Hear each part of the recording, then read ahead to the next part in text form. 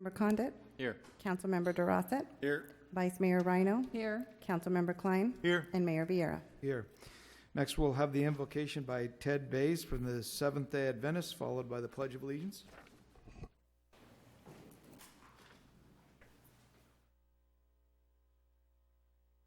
Let's pray together.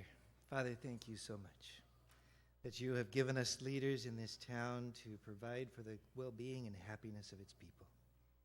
We ask that you will bless them this evening as they make decisions. Guide them that the decisions they make will contribute to the joy, the happiness, the peace of this town. Give them wisdom in each person that speaks here tonight. We thank you that we can place this city once again in your hands. In Jesus' name, amen. Amen. Pledge allegiance to the flag of the United States of America and to the republic for which it stands, one nation, under God, indivisible, with liberty and justice for all.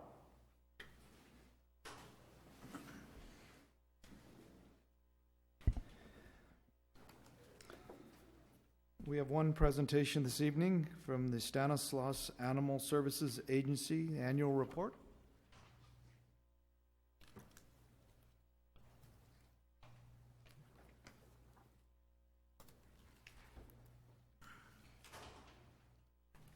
Good evening. My name is Annette Patton. I am delivering tonight one of our best reports from Animal Services. It's our 2018-19 annual report. So the background of Stanislaus Animal Services Agency is we are a joint powers agency. We represent the unincorporated area of Stanislaus County, the cities of Modesto, Ceres, Patterson, Waterford, and Houston.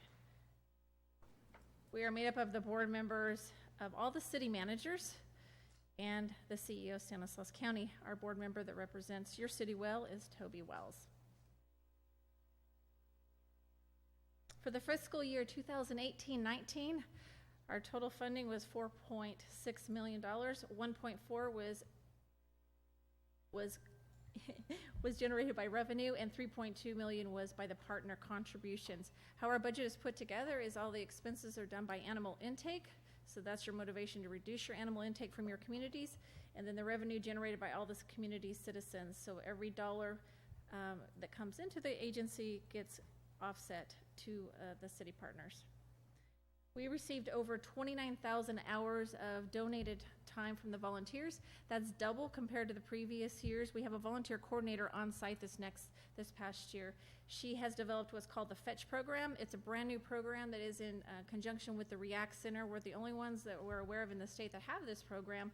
It was developed to give and offer job skills to the female inmates that are over being housed at the REACT Center. We also have the adoption center where quite a few of the youngsters like to spend their time working in the adoption center, walking the dogs and getting them out of their kennels. We have the trick training program. We have offsite adoption events almost every week, if not every month. We also have community members from our Animal Services Advisory Committee and our Animal Services Auxiliary, which is a 501c3 for Stanislaus Animal Services. We also provide Love Modesto. We participate in Love Modesto. It's a really big event. It's usually the sellout.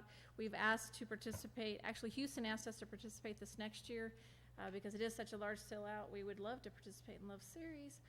We also have school tours and education days on a regular basis. We participate in Modesto Toyota Adoption Palooza. They have us there as a sponsor, and also the Big Dog 92.9 at no cost to the agency. They promote a dog of the month each and every month on the radio station, and it gets adopted. Petco Foundation, which is located at the Petco store in Turlock.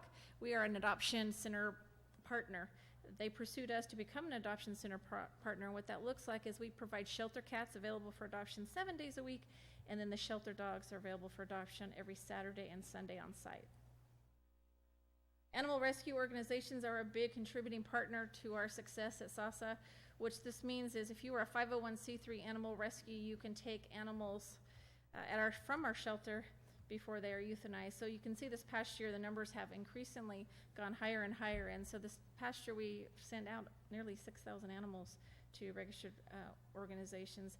Stanislaus Humane Society is one of our largest rescue organizations, but a lot of these animals go to Montana, to Oregon, to Washington, to humane societies to save their life. We have the Trap, Neuter, and Return program. It's a community cat program.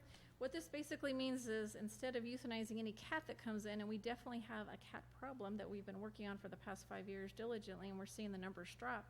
But a cat that comes into the shelter, if it doesn't get adopted, it gets its ear clipped, which is the national sign of a cat that's spayed or neutered, and it's released back out into the community. We do offer deterrence at no cost for anybody who doesn't want cats free roaming on their property. So quite a few years ago, about 7 years ago, you can see what the cat trap, neuter, and release program looked like. We were accepting over 8,400 cats into the shelter, live cats. It's more than dogs. And then we were constantly euthanizing thousands and thousands of cats. So when we implemented the trap, neuter, and release program, you can see a drastic decrease in the number of cats that we euthanize, just because you're trap, neutering, and releasing them back out to the community. But then our numbers got at a standstill when it hit 2017-18. So I applied for a grant through the Best Friends Animal Society. We received a near $1 million grant. It's a 3-year grant. They hire the employees that are on site. It's at no cost to any of the partners, and they trap, neuter, and release the cats out in the community before they hit the shelter, because you don't want the cats to hit the shelter. And we've received a huge reduction in cats.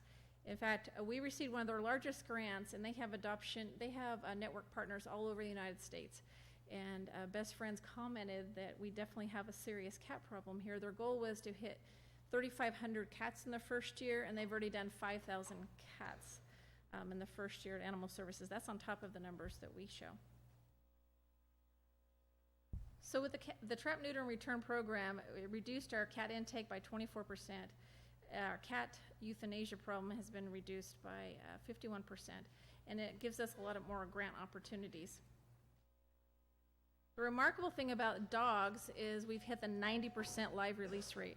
What that means to the community is every dog that enters our shelter, 90% of them leave alive. And even though our board has not accepted the no-kill philosophy, it means that if you're in the animal kingdom world, or if you hear talks about no-kill facility, the definition of a no-kill facility is 90% or higher. So we have reached that mark when it comes to dogs. And you can see historically we were at 53%, and we've continuously dropped that reduction. So we only euthanized 10% of the dogs this past year, and that includes everything. It's noses in, noses out. That means if a dog gets hit by a car, a dog's medically sick, that is everything in that number. So that's quite an accomplishment with the number of staff that we have on a government budget. We do provide vaccination clinics on site. We went to a new program this past year. So these are owned animals in the community that come and receive their rabies vaccination. We do provide rabies vaccination clinics currently every Saturday. Some of our biggest accomplishments this past year is our dog live release rate to 90%. Cat live release rate is still at 71%. We received the award for Best of the 209 in the Adoption Center. We had the ASPCA out. We have Best Friends Animal Society, who is one of the largest organizations in the nation, give us the $1 million grant, and we participate in the Million Cat Challenge. So for the future, we're looking at technology and innovation, and what that means is what looks better and easier and simpler for us in the animal kingdom to get the animals out the door. And so we're looking at a whole lot more electronics and technology to make that simple for us. Updating our kennel signs and the location of the animals when you come to the shelter so you can see, because we are a 34,000 square foot facility, and sometimes it's a little bit confusing with the signage when you come there to look for animals. Mitigate the kitten intake, and really what that looks like is we want less cats coming to the shelter, and because that is our biggest problem. And canvassing has returned. So what that means is canvassing was suspended for the past 2 years due to no staff, and now canvassing means we'll go knock at your door and we're checking for dog licenses and proof of rabies. That started last month, and we started in City of Modesto and Waterford, but we will be coming to Ceres. So if you don't have your dog license, now's the time to come get your dog license without any penalties. Questions, comments? Does anyone have any questions? Sure. Come. Can you come to the mic, please? Thank you. I think everybody can hear me. Eileen Pratt, 1905 Lupin Lane, Ceres, California. We have a vicious dog that lives on our block that's attacked our dog, a dog across the street, the dog next door's, and around the block, and he's mauled this particular Machete dog, name's Machete, has mauled two individuals with a 10-day hold. And that's all it has done. When I spoke to the field inspector manager today, he said that even if the dog killed somebody, there isn't any avenue that they can take other than a court procedure. In my case, our dog was loose. But anyway, this dog is vicious, and nothing seems to be done. And it just, house after house that endures. The people have no money. We have to sue to get the vet bills back. And I know he's been on 2. I'll be happy to give you my direct phone number, Yeah, but okay, based I upon can this speak. information, I can tell you, well, one thing that is wrong, if this dog killed somebody, that would be absolutely something could be done. We never want to see that ever happen. Well, The dog would immediately be put down. But the biggest, I don't know the incidents or the comments or the stuff surrounding it, so I'd have to look it up, but is documentation. So a lot of times you may say this dog has mauled your neighbor's well, dog that and this address dog, has never made a report. but is it actually documented? Exactly, it's Mine gotta be is, reported. across the street is, next door is, around the block sued the homeowner's I'll be insurance. happy to give you my card and I can look Thank it up you. and give I you any appreciate questions. that. Absolutely.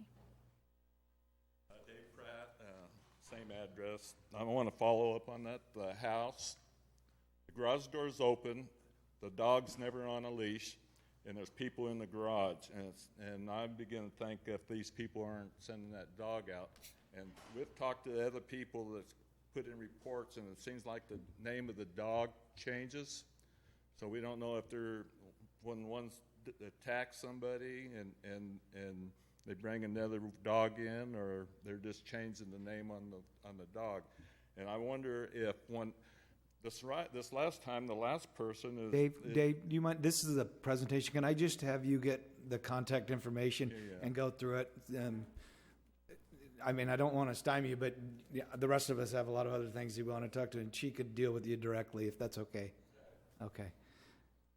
Are there any questions on the presentation? Okay, thank you. Then you'll touch base with them. Perfect. Thank you.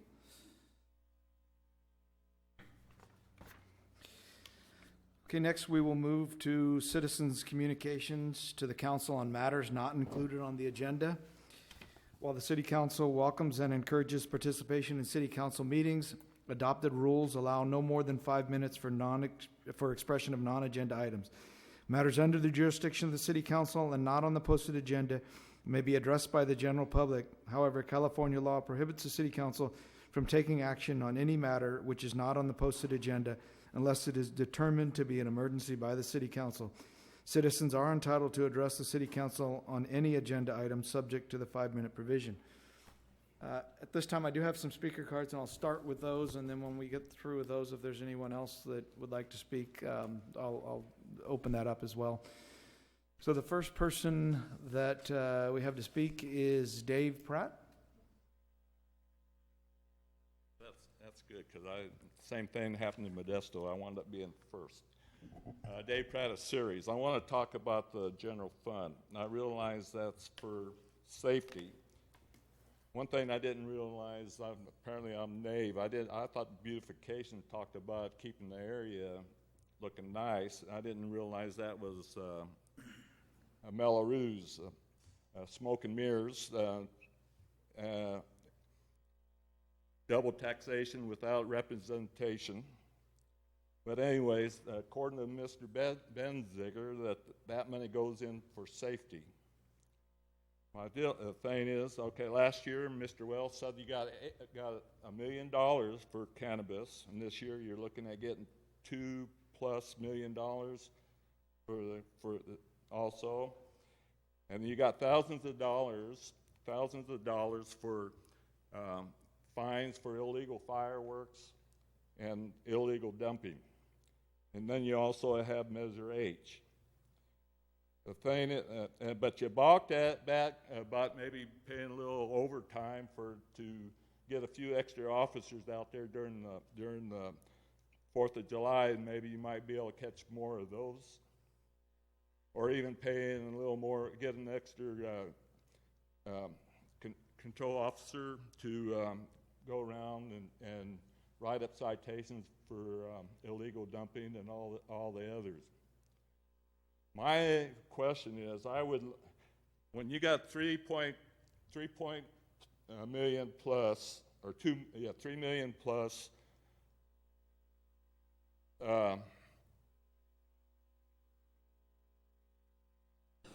but we don't have an extra fire person or officer or an extra service officer going around for. I would like to be put on the next agenda. I like to see accountability where all the money's coming from and where it's all going to, and as for the general fund. The big question is that when Mr. Wells gets a $34,000 raise, and I don't think that's part of safety, I'd like to see where that money actually is going and how much is in that. Thank you. Just a couple of comments, Dave. First of all, we have budget hearings where we go through every line item. That document is, open to the public. So if you didn't take part in that, I don't think we're going to rehash that. That document is available. You're welcome to go through it. We had numerous meetings on that talked about it. Second of all of the revenue that you talked about is funding between 15 and 18 positions at the city related to public safety. So it's not like we've taken that money and increased our reserves. We've actually used that money and funded positions in police and fire. So if you'd like to go through the accountability again, it's in the budget documentation that we just approved in June. So I just did want to address those comments. It's not a willy-nilly. We're not taking the budget money that we're getting from cannabis and not spending it. It's being funneled right back into the positions that were added on top of what we had as a baseline budget. So, well, this is extra money that's going into that account. I'd just like to get an idea where that money is actually being used. Again, we went over that numerous times in the budget meetings just last month or a month and a half ago. So I'd be happy to direct you to the website where all that information is if you'd like. I will. Okay. Eileen Pratt.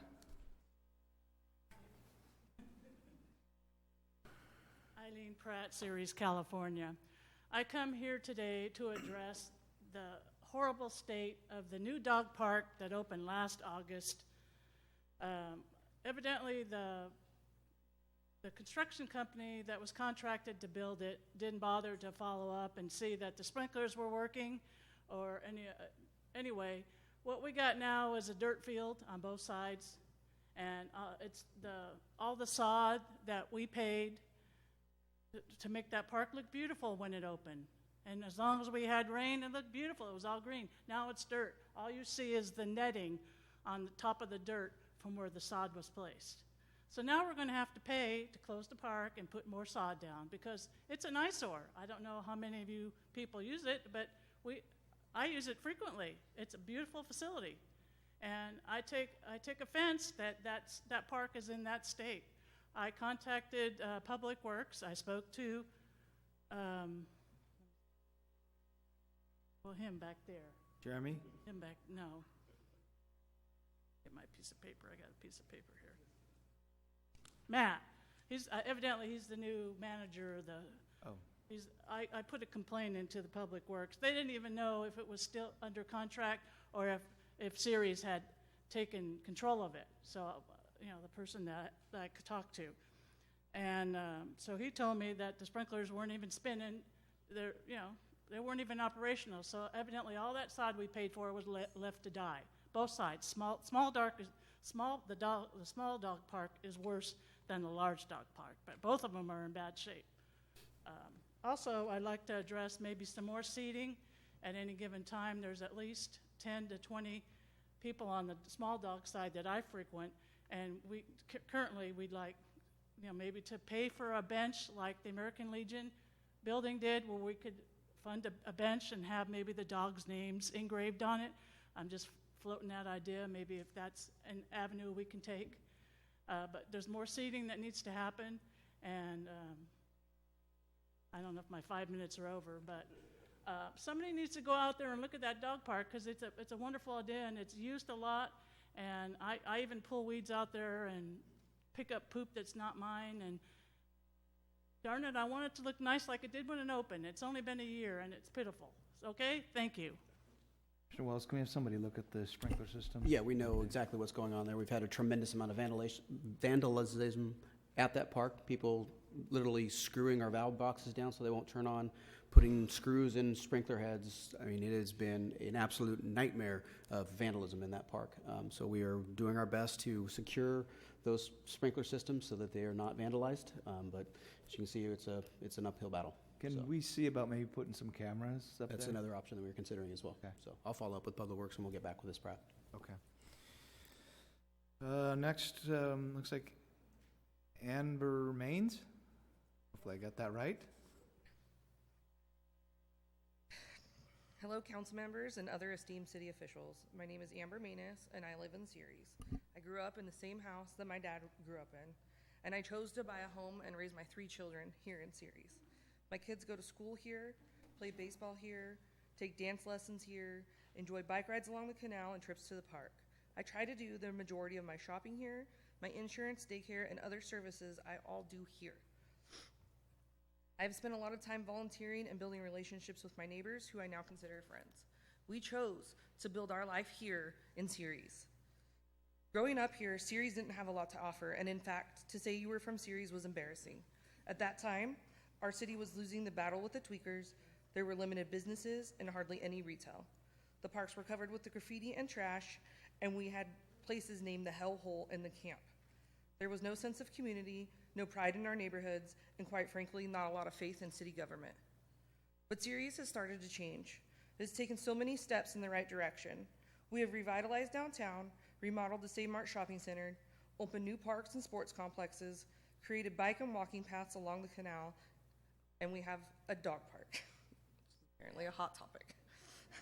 I have noticed a lot more participation in city events such as the National Night Out, the Street Fair, Trunk or Treat, and the opening of Christmas Tree Lane. But opening this clinic in the middle of our community will tarnish all the progress that we have made. People have all types of opinions about drug addiction. Is it a disease? Is it a personal choice? Whose responsibility is it to help those in need? I agree that treatment options should be available to those in need. I just believe that methadone clinics should be located in industrial areas away from our schools and residents. The Mitchell Road Shopping Center was zoned commercial and medical use 15 years ago. At that time, our city officials had doctor's offices, tanning salons, and insurance agents in mind. Unlike medical marijuana dispensaries, which have several layers of zoning regulations restricting it to industrial areas, there are currently very few zoning regulations regarding these so-called clinics. Poor placement can have devastating effect on the immediate business community and surrounding areas. The clinic on McHenry currently dispenses medication beginning at 5:30 a.m. Monday through Friday. A crowd begins to congregate as early as 1 hour before. And while the Aegis Clinic attorney would have you believe that the majority of these people are just your average friends and neighbors, I urge you to take a visit to the clinic. In the 2 hours I observed, I saw a domestic disturbance in the parking lot, a person nodded out in their vehicle, and a woman come out and spit out her medication to save for later. I also witnessed increased bike traffic, foot traffic, and a reception staff that is positioned behind plexiglass windows. I would also like to point out that the current location of the Aegis Clinic is not the original location, as it was forced to move due to complaints from neighboring residences and businesses about trash, loitering, and other bad behaviors associated with the clinic. As council members and representatives of our community, it is your job to establish regulations for certain land uses that may affect adjacent properties, the neighborhood, or community, even if the planning and development standards of the applicable zoning district are satisfied. There are regulations intended to mitigate potential problems and hazards and to ensure consistency with our general plan to prevent community-wide adverse secondary effects. These adverse secondary effects include, but are not limited to, the depreciation of our property values, increased vacancy rates in residential and commercial areas, increased criminal activity, increased litter, noise, and vandalism, the interference with the enjoyment of residential property, as well as the safety to nearby schools, parks, and sports complexes. It was my impression after speaking with many of you on the city council that it was not your choice to allow this clinic to open in our community, that your hands were tied, and that this is just something that we have to live with. I'm asking you to choose to try and fight this, that you choose to use your collective power and the power of the citizens of Ceres to find another solution, to tell Big Pharma that you choose not to be a victim to their bully tactics, and that you choose to do what is best for the community as a whole. The good people standing behind me will stand behind you. They also choose to take a stand for Ceres, for our neighborhood, and all the progress we have made as a community. Other Californians have successfully won the battle to have these clinics located outside of residential areas, away from schools and parks to industrial areas. I would like for you to either rezone the 1778 Mitchell Road Clinic to prevent a methadone clinic from opening at this location, and I would like to change further zoning ordinances to restrict methadone clinics to opening in industrial zones only. Thank you.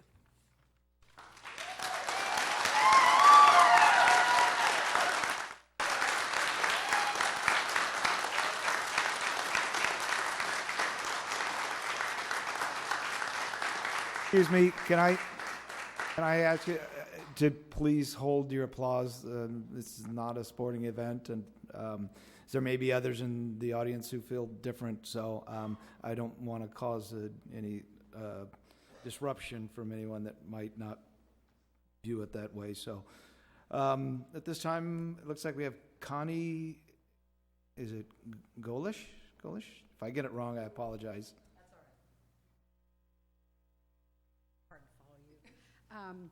Good evening. My name's Connie Ghosh. I am here for the same reason for the methadone clinic. I oppose this. I have two granddaughters that walk down there right across the street from Mitchell, where this clinic's going to be, and they walk to the gym. If this clinic goes in, they will not be allowed to go there again. I don't feel it's safe. I agree it should be put somewhere else in a commercial, right across the freeway. There's a whole big project of commercial buildings right there, somewhere like that, but not around homes, and it's going to affect business and the safety, and that's the way I feel about it. She said just about everything that I have to say on the issue, so I just want to put my 2 cents in there. Thank you. Scott Johnson?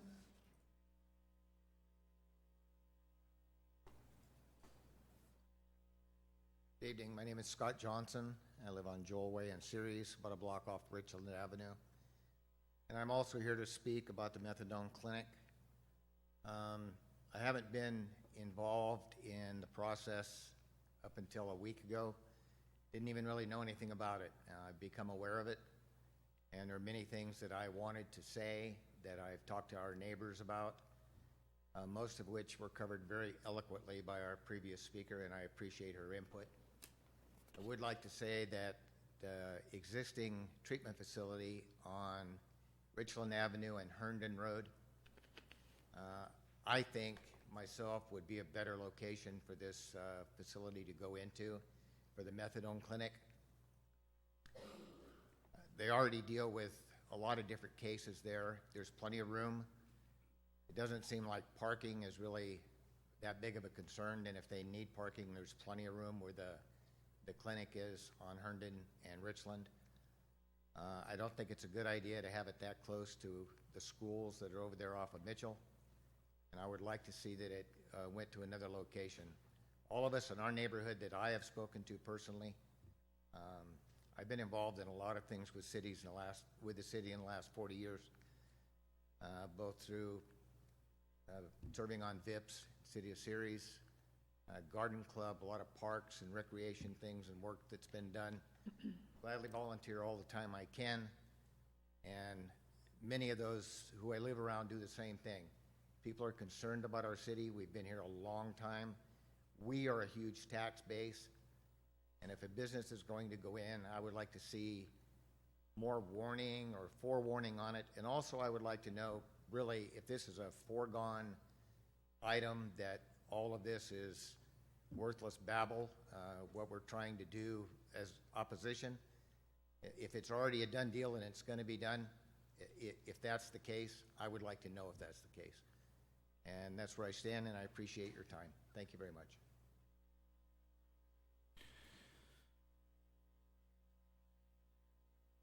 I have two more speaker cards here. You indicated you do not want to speak, but I did want to at least offer the opportunity. And if you choose not to, then that's understandable. But Rick Freeman? Okay. Yeah, I'm with them. I don't know if you guys have seen the other clinics. Granted, there is some people that, do need the help, but a lot of the homeless linger around there. They're waiting for their next fix. It's awful. It's going to be the same way over there. It's what's going to drive us all out of here. That's my mom back there. She's talking about my kids that walk across the street. I got a 13 and 16-year-old that goes to the gym. That'll just have to change. You guys just can't do this to the neighborhood, please. Please. The other one was Lou Connolly? That's fine. Okay. All right. I don't have any more of the blue speaker cards, but anybody that would like to speak, please come forth and state your name for the record. Gene Lake, Yakeley Series. Well, besides what these people are talking about, I want to commend the city on our new chairs. On the other side of things, I kind of want to talk to these people behind me. I see a lot of people come for certain things, but it's only one thing. And what we're not getting in the city here is participation by the citizens on a continuous basis. People have families, they have places they've got to go, and so on. But without your representation, we're not going to get very far. These processes take a long time. But when you people react and let these people know that you've possibly elected, we're going to have more pull. And I commend you for coming tonight and these other occasions where you think there's a big thing. But these things happen all the time. Things happen here that you don't know that happen till after they happen. And you have no input at all. So the thing you're here for tonight, I agree with. We don't need it. But we need your help all the time. Not just tonight, not a month from now, not 6 months from now. If you can come on a Monday night, if it's just once a month or twice a month on a Monday, because it's 2 times a month, come. Tell your friends that live here in the city. Get more involved in the problems we have here. We're in a dead heat and trying to change this thing like some of these people mentioned before. Some people have lived here for years and we haven't seen much change. But it's getting better, like we all know. But we need to process that and continue, and we need your help. And at the same time, we need the people up here, the people that have been elected. We need you to have more involvement with trying to get a hold of your people in your districts and let them know about some of these things that are coming up. If it's, I don't know, if it's a website you can do, or I don't know how you're going to get a hold of them, but we need more involvement from the city council members to try to get these folks involved in what we're trying to take care of our city. Thank you. Is there anyone else that would like to address the council?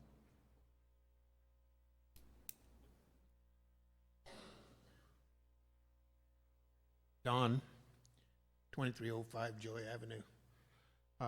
And I do have a dog, and he's my service dog, and I do take him to the park, and he is registered. And I love that park out there, and I love behind the soccer fields. I let him go wild back there, and he has a great time. You know that I'm a serviceman. I was in Vietnam, got a hat, got my medals just the other day after 55 years. 22 veterans died today, committed suicide. They don't have a chance, or they might have a chance to smoke marijuana. I'm afraid. I'm afraid to get addicted to it and have to have it all the time, and then a federal person come up and says, hey, that's illegal. You've lost all your benefits. Because this is a federal offense, and you can't have it. We'll give you pills from Palo Alto to help you with your problem, with your neuropathy in your legs, with your prostate cancer, with your clogged arteries, with your eyes. We'll help you. We got a pill for that. But you can't drink, you can't have marijuana. Would that or would that not be a sin in 10 or 12 years from now? Somebody finds out that, you know, all we had to do is give them veterans marijuana to help them. So I'm on a fence post here. I can't do it, but I'm just waiting for some smart, educated person at Yale or something says, you know, we need to give them veterans marijuana or something to help them. Because them pills, they do me good. They keep me calm. And you guys can.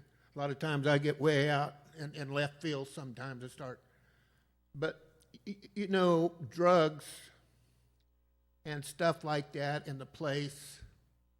Today I listened to the news on opioids or whatever it was, and Oklahoma just won $575 million lawsuit against Johnson & Johnson. The medicine is good if it's used good and if it's in the right position and it's in the right place. These people, I feel sorry for them. That's their home. You're building something around their home that should not be there. It's like building it around a school or something. These people should have the right to say yes or no when something is built in there. I know I would like to have that opportunity to have that, to say where something's going to be like that. A house, yes, it's a residential area. Not something like this. That's not, that's, okay, thank you.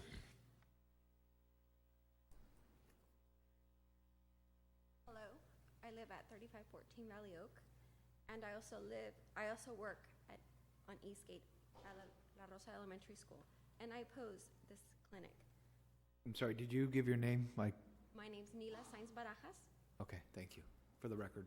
and my problem is that we already have increased homeless issue on the bike lane. And as it is right now, we already have an increase of homeless that are at Walmart, that are across the street from the donut shop, and also in the shopping centers.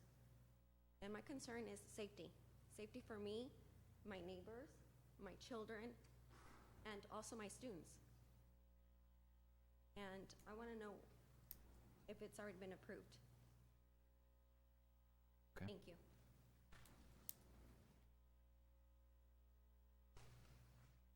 Eileen Pratt, Ceres, California. I'd like to know the current status of the new Walmart. Are we still Caltrans waiting for the street light at the end of Mitchell?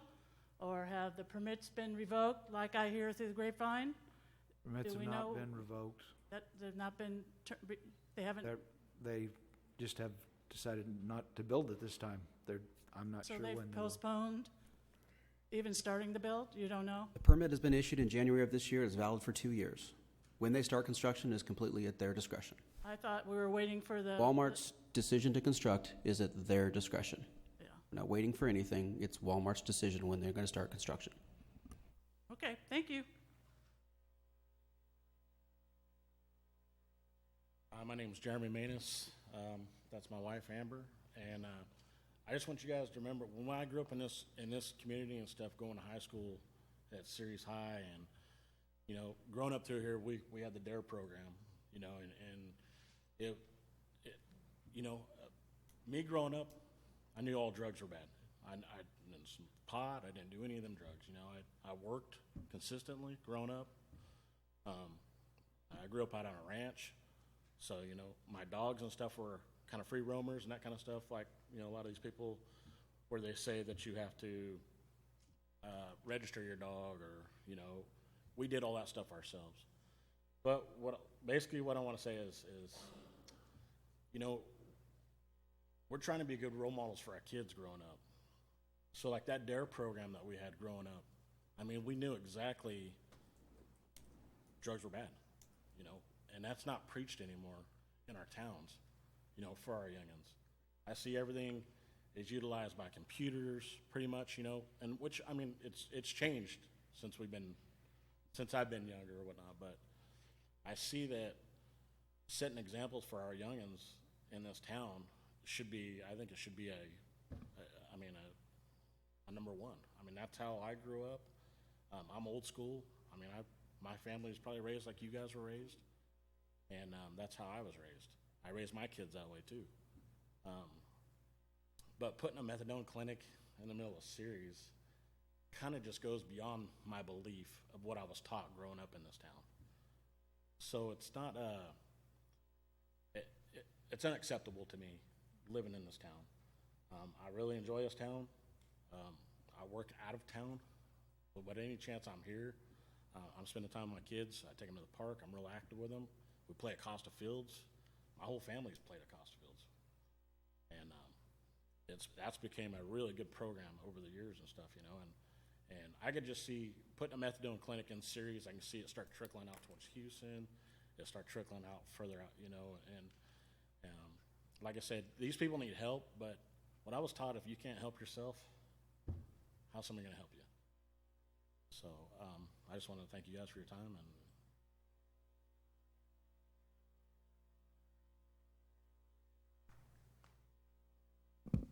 Hi, I'm Lorena Godino. I live in 3911 Northern Oak Drive in Ceres, and I have a business on 1778 Mitchell Road where they want to put this clinic, and we already have issues with the homeless being around there.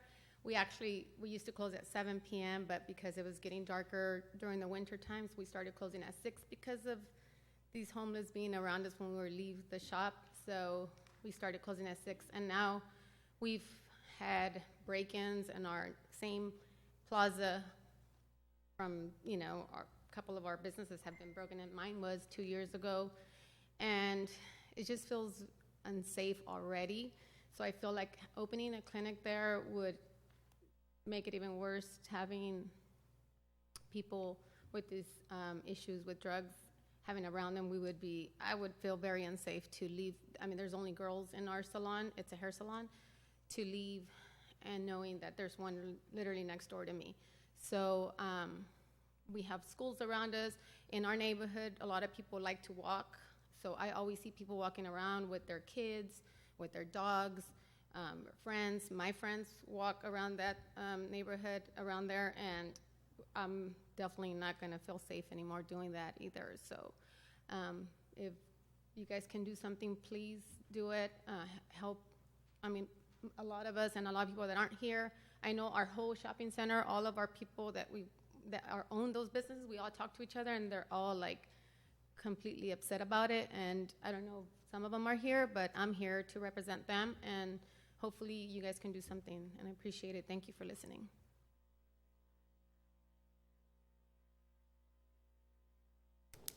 I just wanted to make it aware that you guys, you know, Walmart's going to be moving eventually. They're going to be going into their new facility, and then we're going to have that old vacant parking lot, you know, so it's going to be, I mean, possibility for people camping out. They have some methadone clinic and stuff's there until it's rented out, or if it is rented out or leased out. So I just kind of wanted to keep you guys aware. There'll be a spot for them to basically camp out at if that methadone clinic, I believe, is in our community. So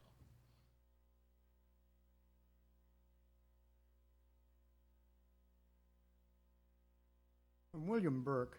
I live on Peachwood Avenue. I'm a 40-year veteran of law enforcement. Methadone clinics are good if they're administered in the correct way. But as you know, anything the government runs gets out of hand. All I can say is please listen to your chief of police and his narcotics unit as to what can happen in that area. I suggest we move it from that location over off of Richland, because somebody's going to get hurt seriously if that's kept where it is. Thank you.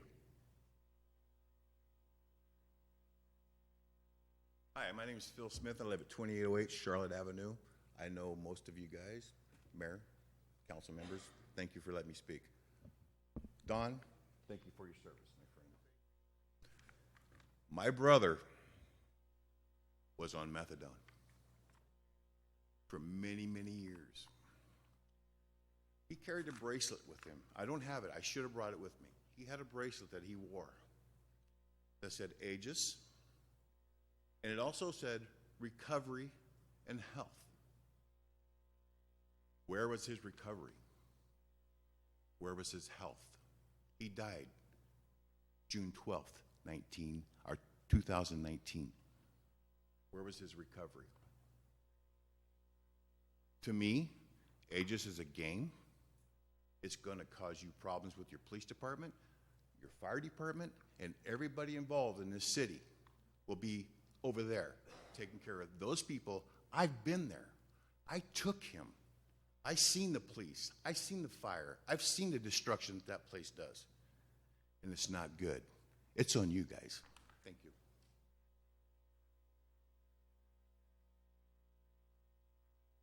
Okay, thank you for letting me speak. Shauna Moore, City of Ceres. I live at 1917 Lupin Lane. On any given day, and we do not have a methadone clinic in our neighborhood as of yet. Any given day, I find things that homeless or whatever you want to, I don't even want to know how they want to be referred to. But last weekend, 7:48, 2 a.m., I get up to go walk my dog, and right outside my home is a duffel bag filled with security tags that have been cut off. Obviously stolen. It's a whole bag, about 20, 30 of them. Had to call the police. They came out, took it. Walking down to the park, and we don't have a methadone clinic. There's somebody with a whole pile of clothes passed out face down in the park, laying there, unrousable, absolutely unrousable. So now I can't let my dog run around because I don't know what this guy's going to do.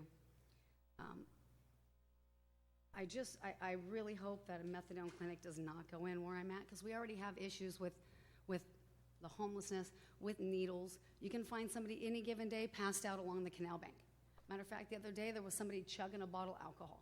You can call the police, but by the time they get out, by the time they actually have the ability to respond to a non-urgent matter, they're gone. What are they going to do? I'm just that bitchy lady who calls the police once, twice, 3, 4 times a week over issues that are very important to me, might not seem very important to you, but it's in my backyard. I already see it. When Walmart closes, the stench of feces right now is so bad walking down the canal. It's disgusting. Walmart is a tenant that's supposed to be responsible for cleaning up the area that they have right now, and instead they lock the fence. People park along the wall, toss their dirty diapers all along. People were sleeping underneath the trees there, so they cut the trees down. You move a methadone clinic in, it's going to get worse. My aunt was a heroin addict, went with her for years to the methadone clinic when it used to be down on Scenic Road. It's not what I want in my neighborhood. Thank God my children are grown, and thank God my granddaughter's in Texas in a beautiful neighborhood where they wouldn't allow this at all. I really, really, really encourage you to really think about the area in which you put it. Are you going to require security? I work in a cannabis dispensary. I have to have armed security 24 hours around the clock. Are they going to have armed security? Are they going to have cameras? Are they going to be responsible for the people in their parking lots, for who's coming and going? Because I know already our police officers are already burdened. I mean, we barely have enough officers to take care of the things in which that need to be required on emergency basis. So please, please, I really urge you guys to reconsider this. Move it to an industrial area. Move it out there off Farm Supply where we're at, in an area in which they're not going to wander around and be meandering into schools. Thank you.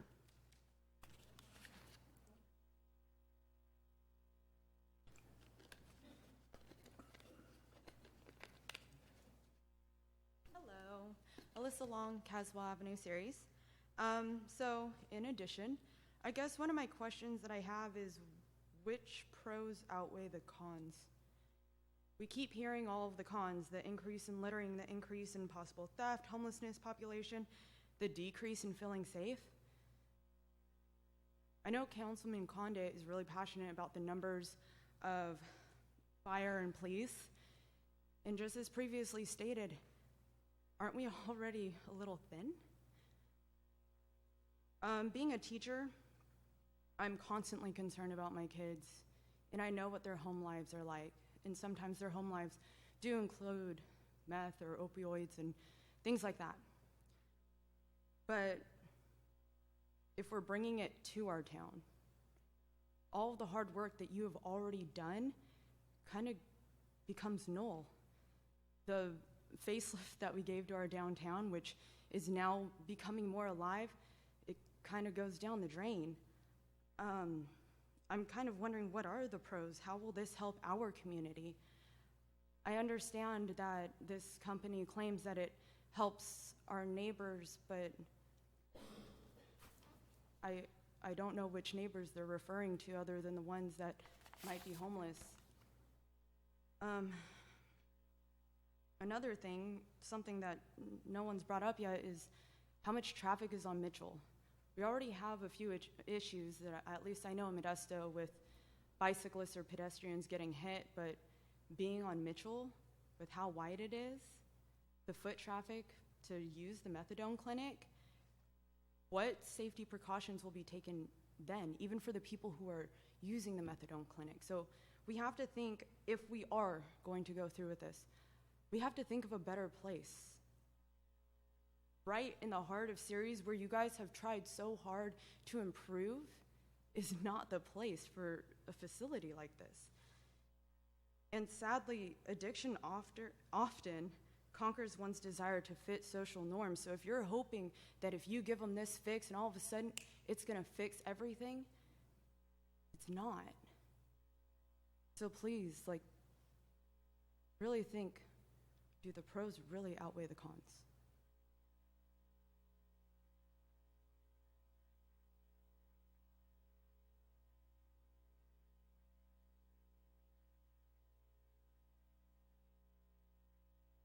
My name is Julio Zamora. I live on 3855 Puerto Carpet series. I'm a local garbage man, and I just want to bring a problem to this. I'm all over Modesto, Newman, and they start going through people's trash cans, residential, and they start picking through everything. They get really aggressive, Modesto. Commercial, they sleep behind the bunkers, and when it's time to service the customer, we get attacked. We cannot defend ourselves because they get a cut. It's just for our safety. And I've seen in a lot of areas on residential that we try to tell them, please, you can't be picking up. Sometimes they get in front of the truck. It's a problem for everybody. And we find sometimes needles around we're out there picking it up and actually, however we can, trying to get out of the customer, out of the area, just because it's nice areas, and it brings problems to everybody. We get called to our office, say, oh, you guys are leaving a mess, and it's not us. Sometimes they're going and they're just, it's going to become a problem. And we found for everybody tons of needles, they're aggressive, they get really aggressive. We cannot talk to them, tell them nothing nice, kind, and it's just for the safety of everybody. So, thank you. Excuse me, everybody was limited to the 5 minutes to talk, and you spoke. I've let you speak twice. We need to let everybody else kind of get up and speak. My name is Jorge Guerrero. I lived in the city of Ceres for 18 years, and I find it kind of disappointing that we're going through this, trying to get a clinic that, as we know, as we've seen, can affect a lot of people, not just the people going there for some treatment, but the neighbors around it. And I work in the city of Manteca for 10 years, and I've seen how the homeless problem started to develop. And now I start seeing the same pattern here in the city of Ceres, starting to see little by little more people that are homeless. And I've seen how businesses have closed in Manteca, how businesses have gone out of business or moved their businesses somewhere else because of that problem. If we go that path, we could see that problem coming to our city in a few years, just like the people that own businesses around that area that are feeling afraid. You know, if you want to go get a haircut in that place after 6 o'clock, you might not do it. You might go somewhere else. You might go to Modesto, and we're losing that business. And that's revenue, and that's everything that is bringing our city to be the way it is right now. This is a nice city. A lot of people want to live here. A lot of people want to live in that Eastgate area. If you go and see the prices of those homes are expensive. Those are the most expensive, some of the most expensive homes in Ceres. But if they start seeing that problem, probably those prices are going to drop. And people will leave. People will be afraid of doing business in the city. I think you guys have the power to pull that back. And not even in the outskirts of the city. We don't need that here. We don't want that here. We don't want that problem. We love our city. Like I said, I've been here 18 years. And I love my city. I've had opportunities to go somewhere else, haven't done it because I love my city. But if you guys decide to accept that, that might be different down the road for a lot of people from Ceres. Thank you.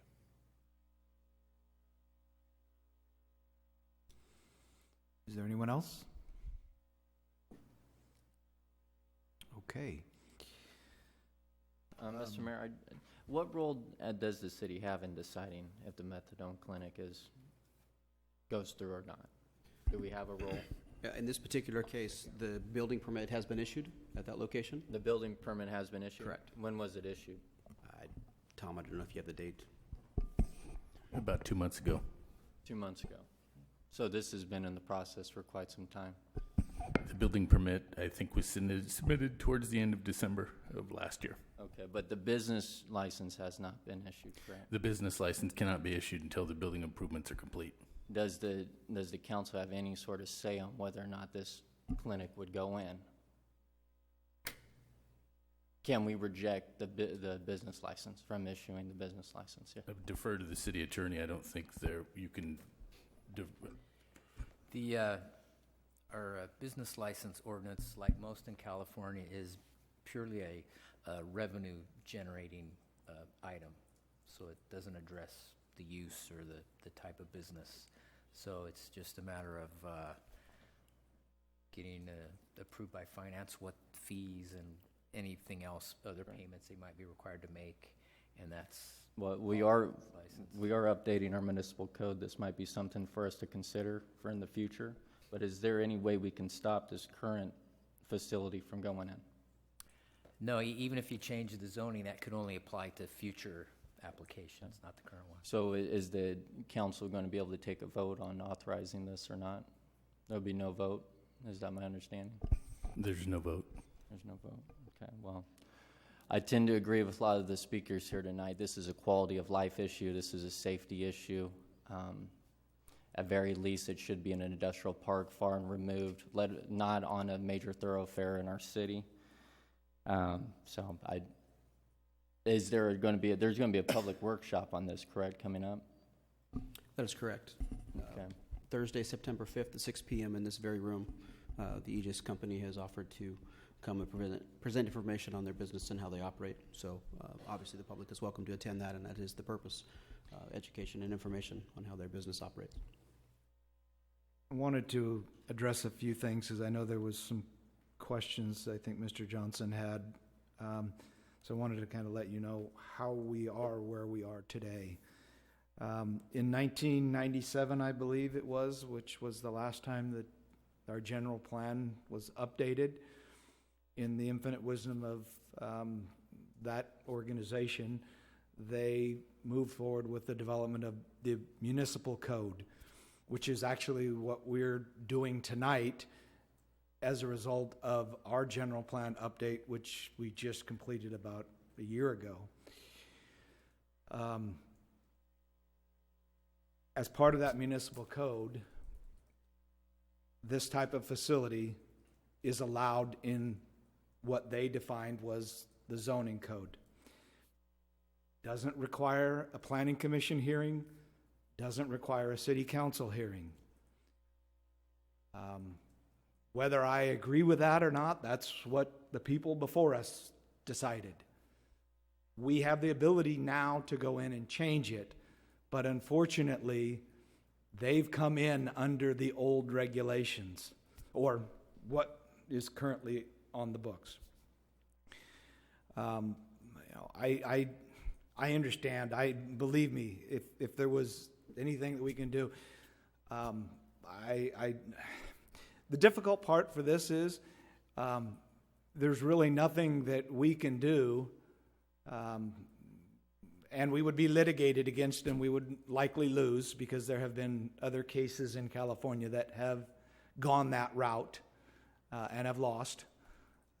So we sit up here with the dilemma, concerned as much as you are, but they went through the entire process as outlined, and we did not have the ability to have you come, because obviously if there was a conditional use permit or some other requirement and you all showed up, then we could condition them and do some, or say, no, that's not, what we would. And moving it to another location creates other challenges because there'll be just as many people out here that live over there as there is that live here. So that's kind of easier said than done.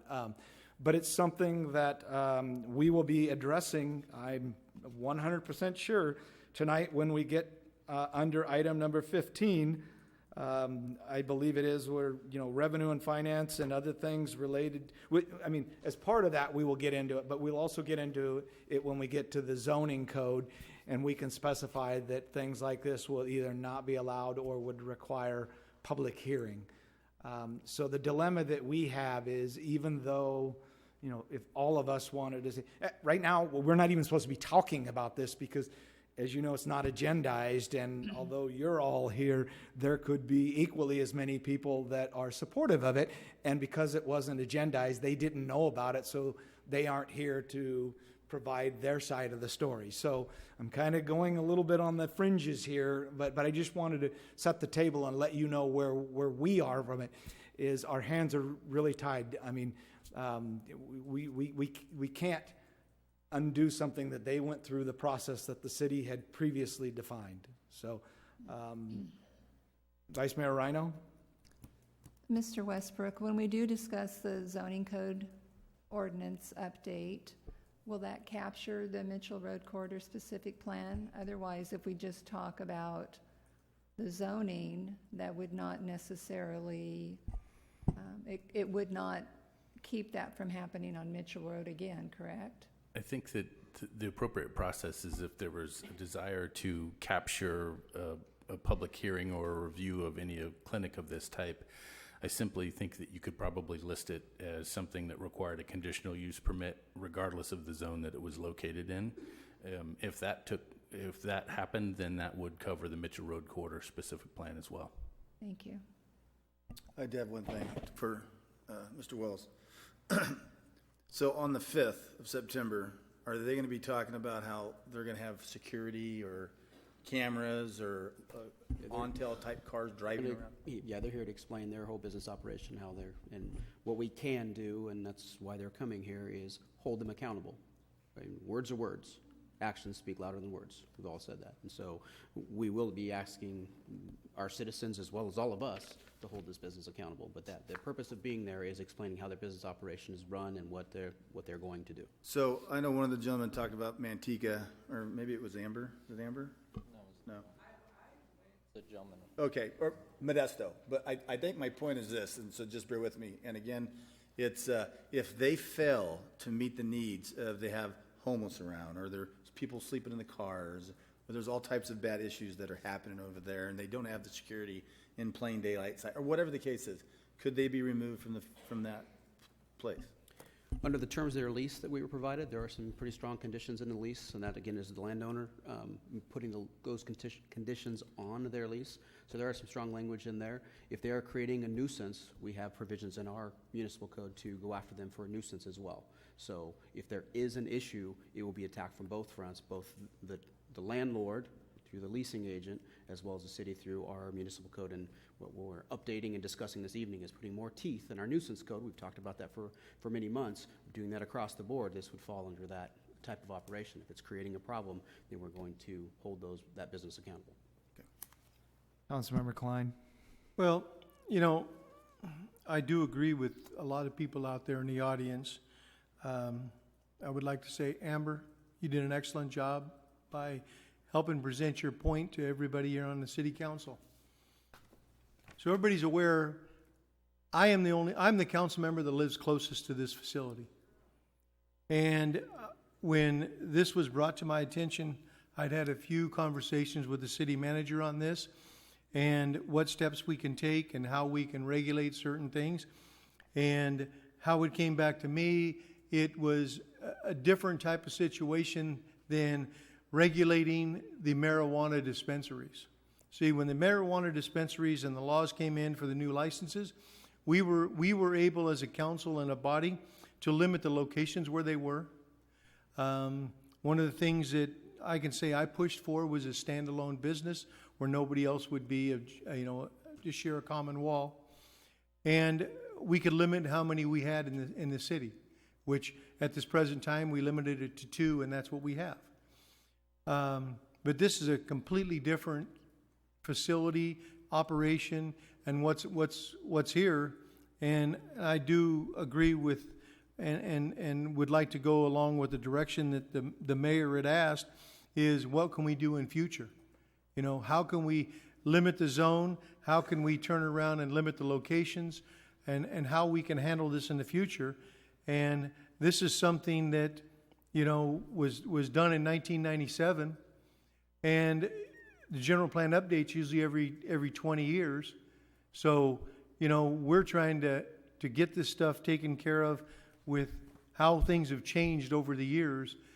And I know it's nothing to help everybody right now, but hopefully in the future, it will help a lot more than it is now. So, Tom, just one last question. And again, I really feel for you, and I'm probably align myself with you. But my question to the city attorney is: are there any legal ways that we can stop this? No. Okay. Could staff choose not to issue the business license? With the facts as they are right now. I think our municipal code states that you can't use the business license as a project approval or Right, denial. it's not regulatory, it's purely I mean, revenue. it states it specifically in there. Yeah, that it even can't. for a facility like Yeah, this. I mean, if we could, we would. Section in the municipal code, section 3, or Title 3, we're going to be discussing it this evening, that's why it's flagged. This article, meaning the article of business and revenue, is enacted solely to raise revenues for municipal purposes and is not intended for regulation. At this point, I really don't want to discuss it anymore because we can't, it's not agendized again. We're already speaking about this more than we are, and there are the other side of this that would be entitled to speak. I know that's not what you want to hear, but we have to be, a little impartial, show that everybody gets an equal voice in this. So, at this point, I don't think there's any more that we can do. And again, I'm sorry, but there is going to be, as Mr. Wells said, an informational meeting that the facility is going to put on here to try to, take input from the citizens and kind of describe their operation. I would encourage you to attend. And we've let them know that, we're going to be watching the operation. And if there are any things that they do that are outside the bounds, we'll do whatever we can to limit the operation. So,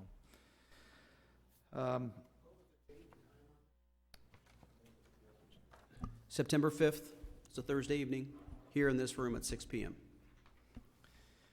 okay. At this time, we will move on to appointments to boards and commissions. We have one item, council designation of a voting delegate to represent the city of Ceres at the annual League of California Cities Conference.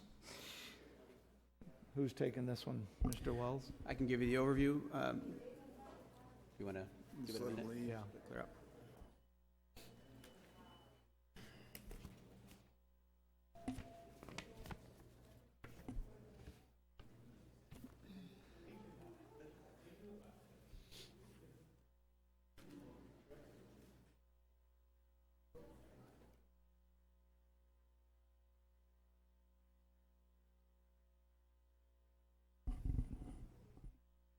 Thank you, Mayor.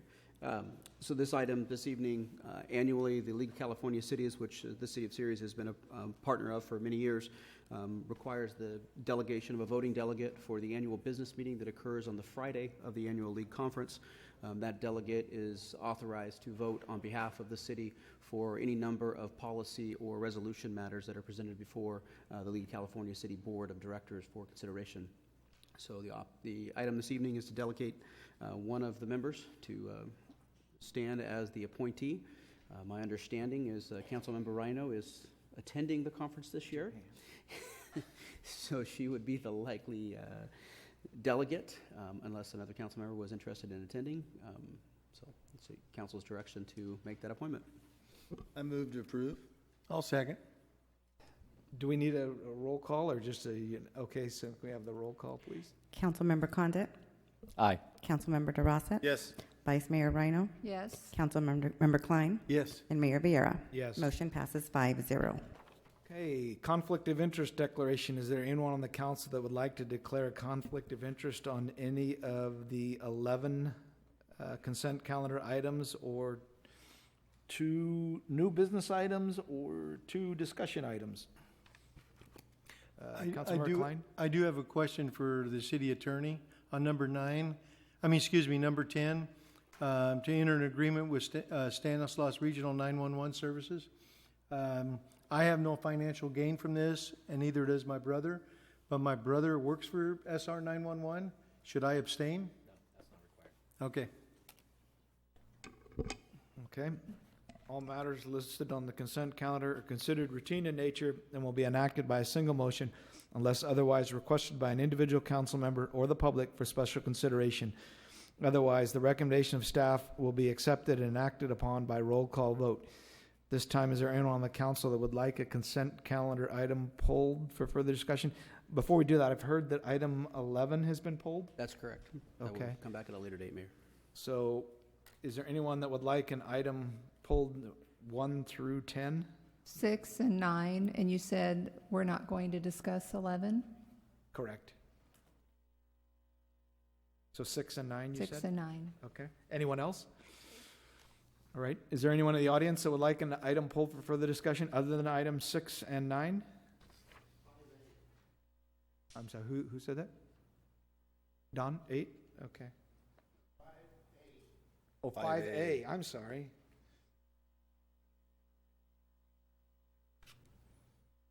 Anyone else? Okay, I'll look for direction on the other items. Move to approve 1, 2, 3, 4, 5, B, C, D, 7, 8, and 10. Second. Okay, we have a motion and a second. Can we have the roll call vote, please? Councilmember Condit? Aye. Councilmember DeRosa? Yes. Vice Mayor Rhino? Yes. Councilmember Klein? Yes. And Mayor Vieira? Yes. Motion passes 5-0. Okay, Don, you want to come up? Item number 5, general correspondence, the Public Works Monthly Report for July 2019. Yeah, the water bill and the sewer bill and, let me see, we pay water bill to come in the front, we pay for it to go out the back, and then it goes down to the purifier, and they purify it, and then they sell it to the farmers. I mean, they're making a lot of money on this. They sell it to us coming in the front yard, we pay for it going out the backyard, and then they refine it and they sell it to the farmers. How much money is accumulated in all this? I mean, my bill was $278, and that's just coming in the front. And I don't know, I think my sewer bill was $78. And then how much do they sell this water to the farmers? It's after it's purified. First of all, Don, the city's a nonprofit center. We can't make money off of that. So the costs that you incur are the operational costs of treatment of the water.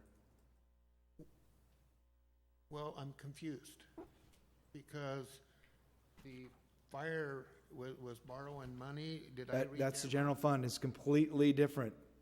General fund is one bucket.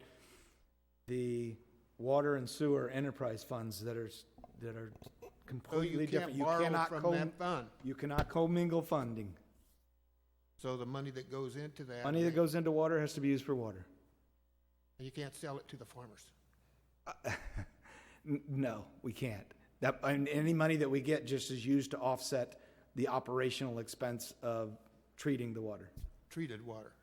Well, you have to treat all our water. That goes to the farmers. Well, He's the referring to water that sewer. goes to the farmers is wastewater that's treated. It's not wastewater if the farmers use it. It has to be treated before it can go there. But it has to, you're right. Correct. That treatment is what you're paying for. Right. The cost of the treated water. Okay. We have to treat it anyway, whether the farmers get it or not. The state requires that. That your only question? Okay, that's all right. Okay, I'll look for direction on 5A. Move to approve 5A. Second. We have a motion and a second. Can we have the roll call vote, please? Councilmember Condit? Aye. Councilmember DeRossett? Yes. Vice Mayor Rhino? Yes. Councilmember Klein? Yes. And Mayor Vieira? Yes. Motion passes 5-0. Item number 6, resolution number 2019-88, fiscal year 2018-2019 carryover appropriations and amending the 2019-2020 budget. Vice Mayor Rhino? Mr. Wells, why are we carrying over so much for professional development? Per contract, in both the bargaining units that are affected and the contracts for each of the individuals, it's allowed to be carried over 1 year, so only 1 year. So anything's not spent in the particular fiscal year can be carried over to the next year. I understand that, but I'm curious why they don't spend their money, that additional $750 or $900 each year. Well, for example, Chief Wise started. I one example, understand Chief right? I understand Mr. Padilla. Mr. Padilla, but We're also coming out of fiscal constraints that were limiting training opportunities for a lot of folks, so they were very. isn't training included in the budget? It is, but it was very constrained up until the last year, and so that limits the opportunities for a lot of folks to attend training. If you don't have money to cover the full cost, there is some restraints there. But obviously, this is something we are stressing to get the department heads and their managers to utilize their professional development as it's intended. So this year, we're carrying over $7,679 more in professional development than we did last year, and just carryover, which to me seems like we should not be carrying it over. And I understand we have the new employees that haven't had time to use it, but again, if the other ones haven't used it, I don't understand it, why we would carry it over. If the council would like to, we'd need to amend those contracts and those bargaining contracts, but if that's something the council would like to change the policy, we can pursue that. Obviously, it takes opening up the negotiations with the units that are affected. No, what I'm trying to get at is if they know they have $900 to spend on training or some technical equipment, then why aren't they using it per fiscal year? It's going to vary by the individual.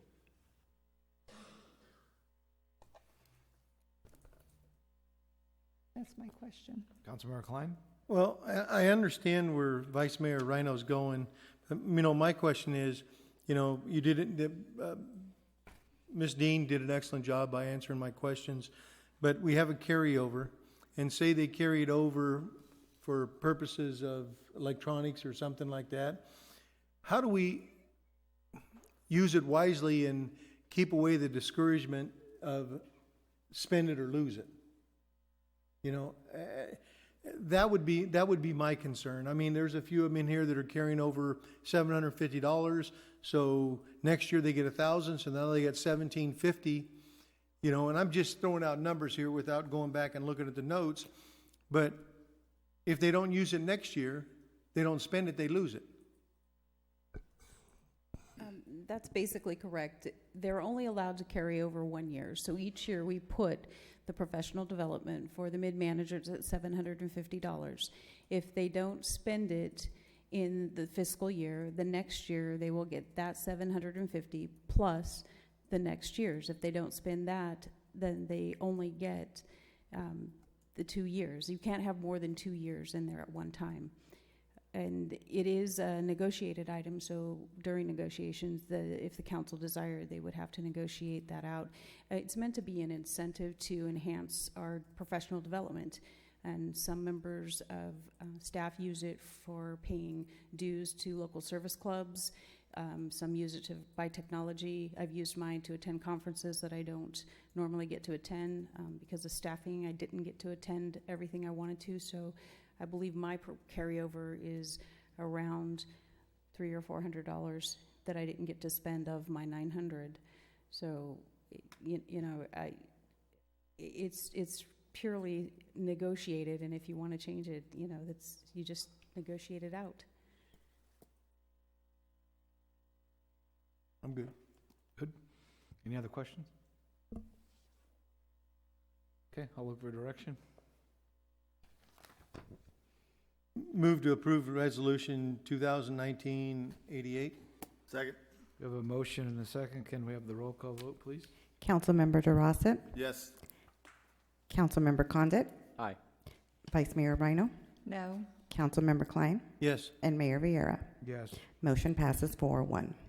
Okay, item number 9, resolution number 2019-91, awarding the construction contract for the 2019 pavement preservation project to VSS International, Inc., authorize a 5% contingency, and authorize the city manager to execute the contract.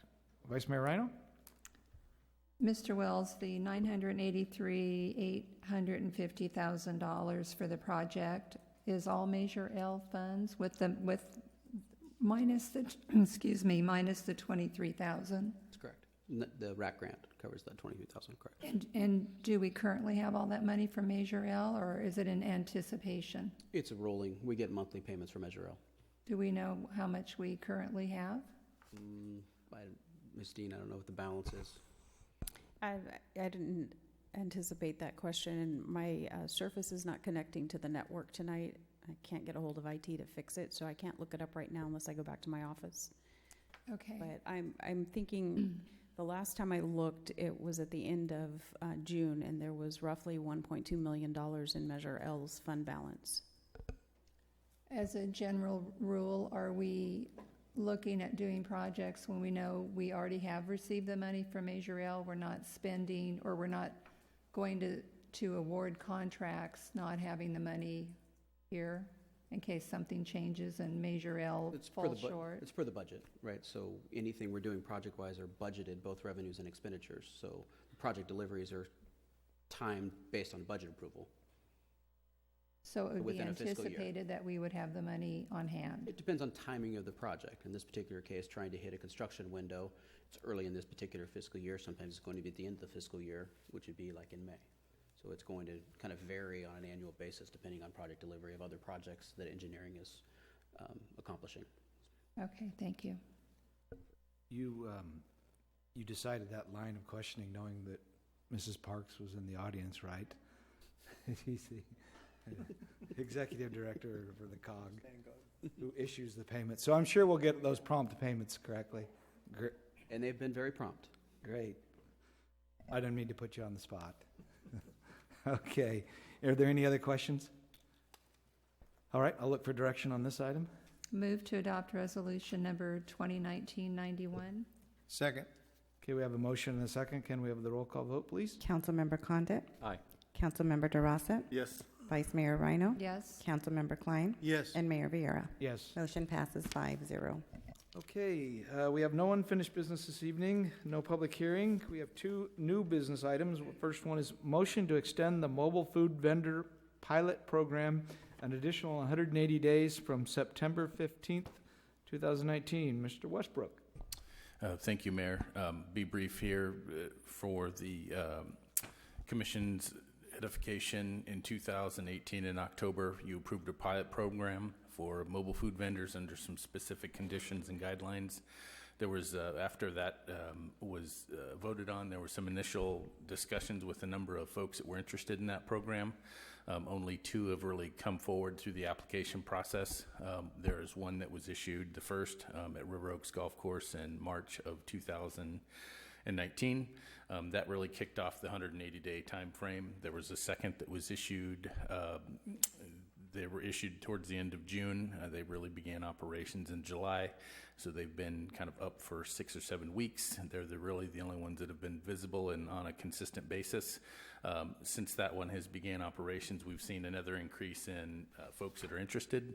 What we're looking for from the council this evening is a staff's recommendation just to extend that program. We really haven't had a good sample size as to the locations of these and how they operate.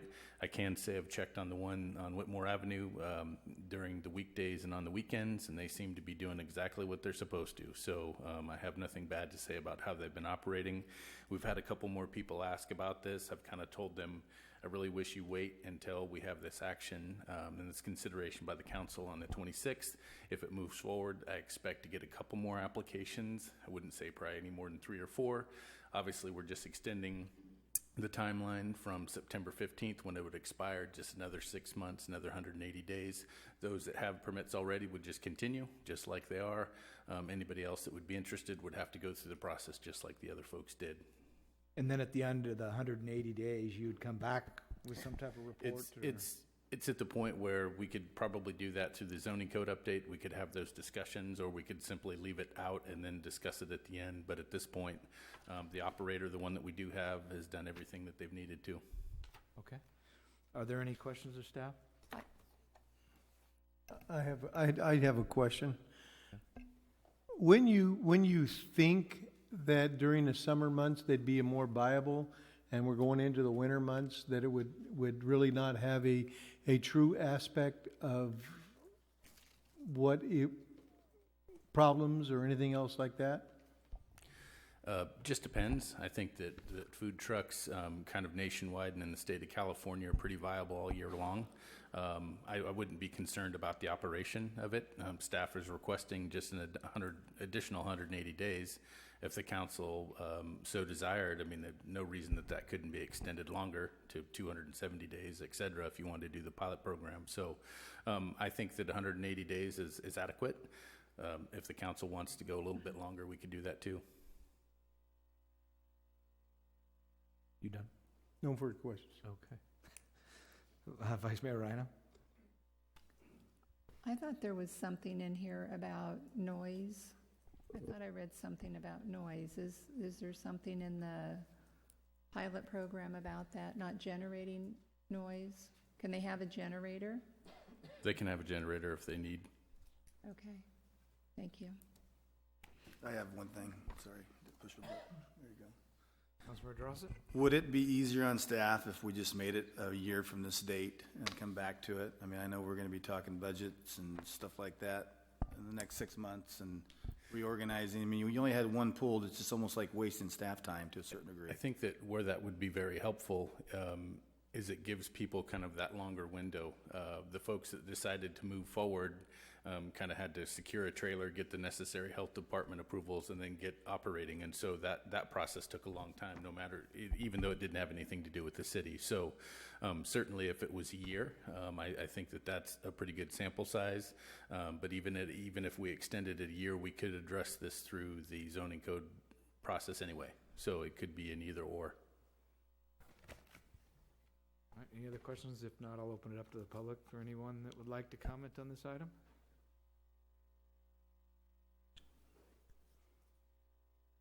Gene Akeley's here.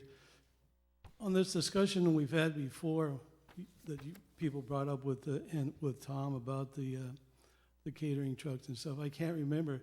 Was there a amount that? 10. 10. A maximum of 10. And we've had 2? Correct, at 2 only. And it'll be like grandfathered at 10? The direction from the council was at a maximum number of 10. At 2 in the first 180 days, I don't know if we're going to get overwhelmed by even getting close to that number of 10. So what happens after that? Will Most it be likely locked into the amount that have applied already? Either one of two things will happen. Either the program will end and they'll be banned again, or it'll be part of the municipal code where they could be allowed. Be allowed to have more than 10? It'll be a part of the municipal code. In the municipal code, most likely there won't be a number at all. But we could put one if we wanted. Certainly. Yeah. Oh, okay. Thank you. Hi, Shauna Moore. I wasn't here for any of this discussion whatsoever, but I did this past weekend. I visited the Grub Hub in Modesto, which is a mobile food truck area at 9th and G. Has the city thought about possibly doing something like that on some vacant lots? I mean, that would generate revenue. I travel to Modesto, Turlock, Empire. I go to the Bay Area for food trucks even. I mean, it's a great opportunity to get some gourmet trucks and more business in. Nobody's hit us up with that idea yet, so, Really? yeah. Just a thought. We can't even get two of them that move around.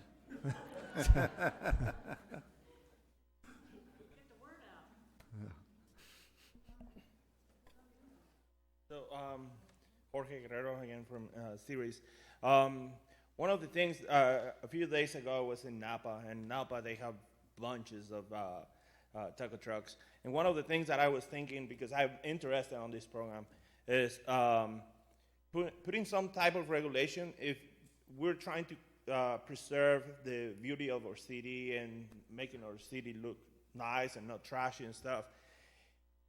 Put some type of regulation about the type of vehicle or type of trailer that's going to be. There are. Okay. Yeah, because there's very, if you very bring, stringent requirements. my point is this, because with this short period, you might have some people from Modesto, or, oh, it's a new market, you know, trying to get over here with old trailers or old vehicles that are not, you know, that are going to look, are not going to make the city look nice, you know. So over there, what I saw is that most of the trailers are in very good condition. You know, there are some that are older models, but that's one thing that the city should look into it. And the other thing about going a year, that gives more options for people to say, yes, I'm gonna go and invest $20,000, $30,000, $40,000 on a trailer, than for a year, than if you go 180 days and you don't know if you're gonna have any business after that time, you know. So that was my point of view. Yeah, the pilot program we put in place was to put specific guidelines and regulations on what the unit would look like. And then when you couple that with getting the environmental health or public health from the county, and I've been through that process, or at least I never got through that process. It's pretty rigorous. I had to pull a trailer over like 3 times. And so if you go through that process and you get the permit from the county, then you've got something that's not just barely moving. It's a pretty nice unit. So that's what the program was, is to see how much activity we'd have with it, and we were wanting to make sure that, you know, these were kind of professional type food trucks. So, all right, thank you. Anyone else? Okay, I'll bring it back to the council for direction or action. I move Sorry. to make it, oh. I just want to ask a question. Is this extended out to like the food carts? Like, you know, the fruit carts that are like in front of. I'm glad you brought that up, Okay. because that's not covered under that, and on some of the fruit vendors, Yeah. it's my understanding that through current state regulations, we can't touch them. We can't touch those? Or? New law has been passed that's effective this year that has significantly limited our ability to regulate a lot of these cart vendors that are on the sidewalks. As part of the municipal code, we will bring in updates to that process based on the latest legal analysis of what you can and can't do. So it's definitely changed our ability to regulate those situations.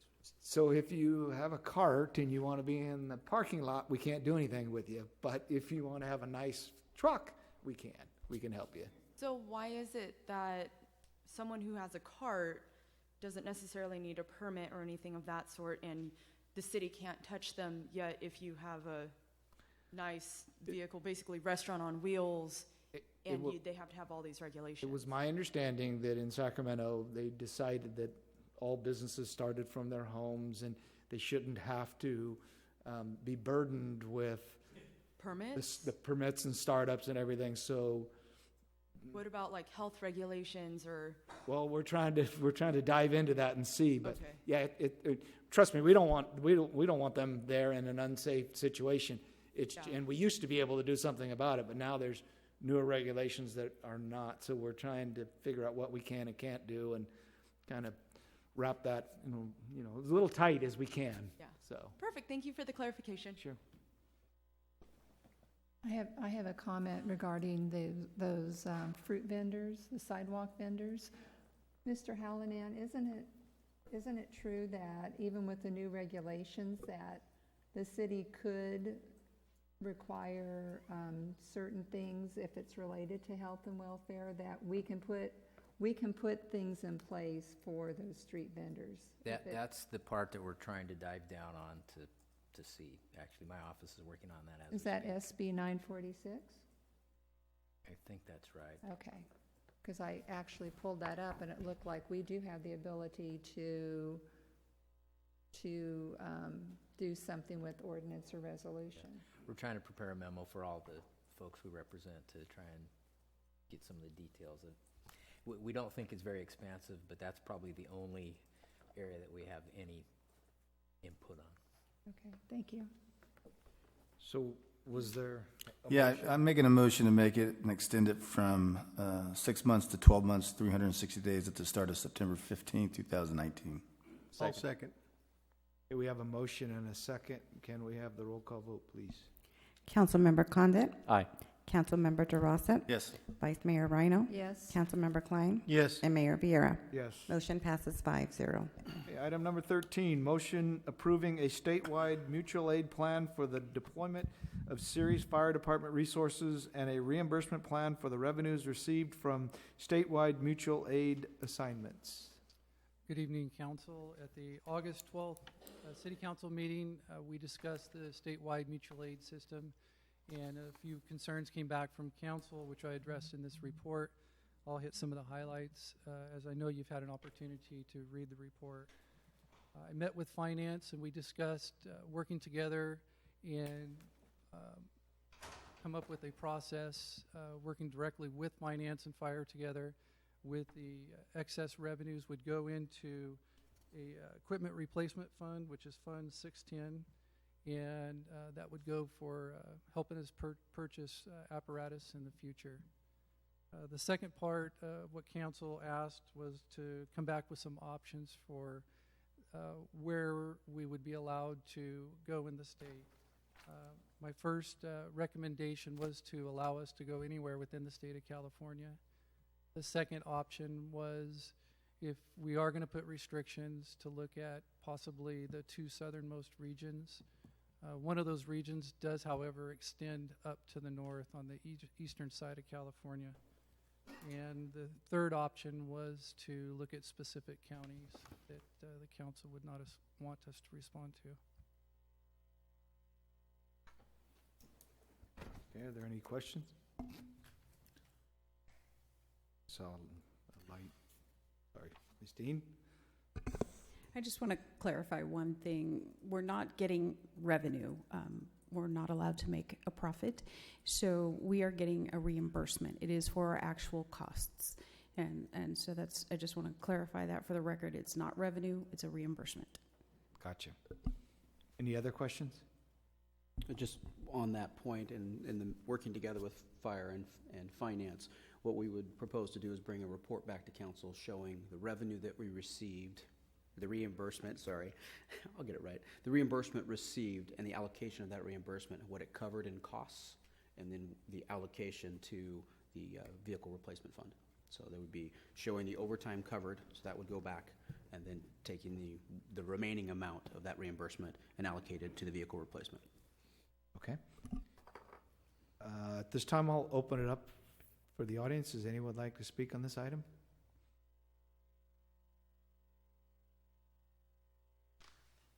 Eileen Pratt, Ceres, proudly lived here over 35 years. I'd like to know how many firefighters we're talking about moving into the other areas. How many are we going to allocate? Typically, it's a couple, I think, or three. 3 to 4, and there could be a single resource assignment where it could be one person. Okay, thank you. Anyone else? Okay, I'll bring it back to the council. Councilmember Klein? I'd like to make a comment. You know, I'm really, thinking about this thing, and I had asked for some restrictions. If it's my preference, I would say I'd like to stay north of the Grapevine. But with that being said, at our last council meeting, Councilmember DeRosset said what he said, and it made me think about it. We hired Chief Weiss for a reason. If we can't let him perform his job, then why did we hire him? I know in my job, I enjoy the latitude to perform, learn, and expand with the freedom that I'm allowed. I also received a few calls from firefighters, and after our conversation, I understood how they also want to grow and expand. But I also think that they understood where this city is as far as resources. We're not a department of 75 or more where at a drop of a hat we can call somebody back in and work without proper training and guidance. The city is limited with manpower to cover vacant shifts for vacation, sick, and family leave. And within the city, there's nobody, I don't think there's one job within the city that doesn't need some kind of formal training. With that being said, I believe that we did hire Chief Weiss for a reason. So I'm going to support whatever decision Chief Weiss makes, whether it's restricted area north of the Grapevine or going down into zones 1 and 6. But I also would like Chief Weiss to understand that over the course of the years, I've asked for, things for internal services reports. So in return, I would ask that as we do have in our general correspondence and information, that you include any kind of report and recap that can help us remember that we made the right decision. Councilmember DeRosset? Yeah, I'm just going to kind of piggyback Councilmember Klein there. I'm 100% on board. It's whatever you decide. You're the chief, right? And I'm all for it. Wherever you want to go, 1-6, whatever the state needs, if we have the manpower. And obviously we don't sell our city short, which that's not why you're hired. So I just want that to be stated. Okay. And I agree, as long as we are getting adequate reimbursement for our time. Obviously, at times when we're needed, there are jurisdictions that are obviously severely hurting. And if I look at our motto, Together We Achieve, I know in the past we haven't wanted to reach out to every part of the state, but I think now that we know that we have a good handle on our cost recovery, that I definitely can support this and believe it's the right thing to do. I know if we were going through a disaster or something, we would appreciate as much help as we can get from anyone. So I could definitely support this. So I'll look for the council for either further discussion or direction. Make a motion to approve the statewide mutual aid and let Chief Weiss use it to the best of his discretion. Second. Okay, we have a motion, a second. Can we have the roll call vote, please? Councilmember Condit? Aye. Councilmember DeRosset? Yes. Vice Mayor Rhino? Yes. Councilmember Klein? Yes. And Mayor Vieira? Yes. Motion passes 5-0. Okay, moving on to discussion items. Item number 14, the future of Ceres Transit.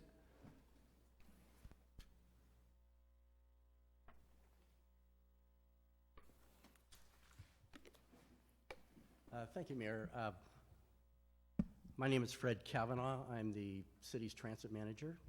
And what we're asking from council this evening is to provide us with some direction on the continued operation of Ceres Transit. The reason that we're at this point where we're asking is the issue that we've come to face here with Ceres Transit is that the transit system is projected to fall short of the state-mandated fare recovery ratio in fiscal year 2021. That fare recovery ratio is an efficiency measure that is included in the Transportation Development Act, from which the funds come that we use for the operation of our transit system. And if a transit agency does not meet the efficiency requirements, then it's essentially penalized by having to use general fund money to cover a certain amount of the transit system's operation. And what we're projecting now is that in fiscal year 2021, we're going to fall about $15,000 short of the amount of local funds that are required to operate our transit service and meet that state efficiency requirement. And as a result, the city could be in a position where it would have to pay about $15,000 of general fund money to reach the amount of funding that we need to meet the state requirements. So essentially, it's a penalty. So we would be penalized about $15,000 in general fund money. Can't come from any other source. It has to be general fund money. So we think that at this point in time, we're going to want to take a look at how we operate our transit system, and we're asking the City Council to give us direction on some future options that we might pursue to eliminate this position that the city might be in where it would have to pay the penalties out of the general fund. So this slide focuses on the challenges that we are facing with our fare recovery ratio, and that's what that ratio is known, and it's the ratio of local revenues, and that's a combination of passenger fares and Measure L funds. It's the ratio of those funds to the total operating cost of the transit service.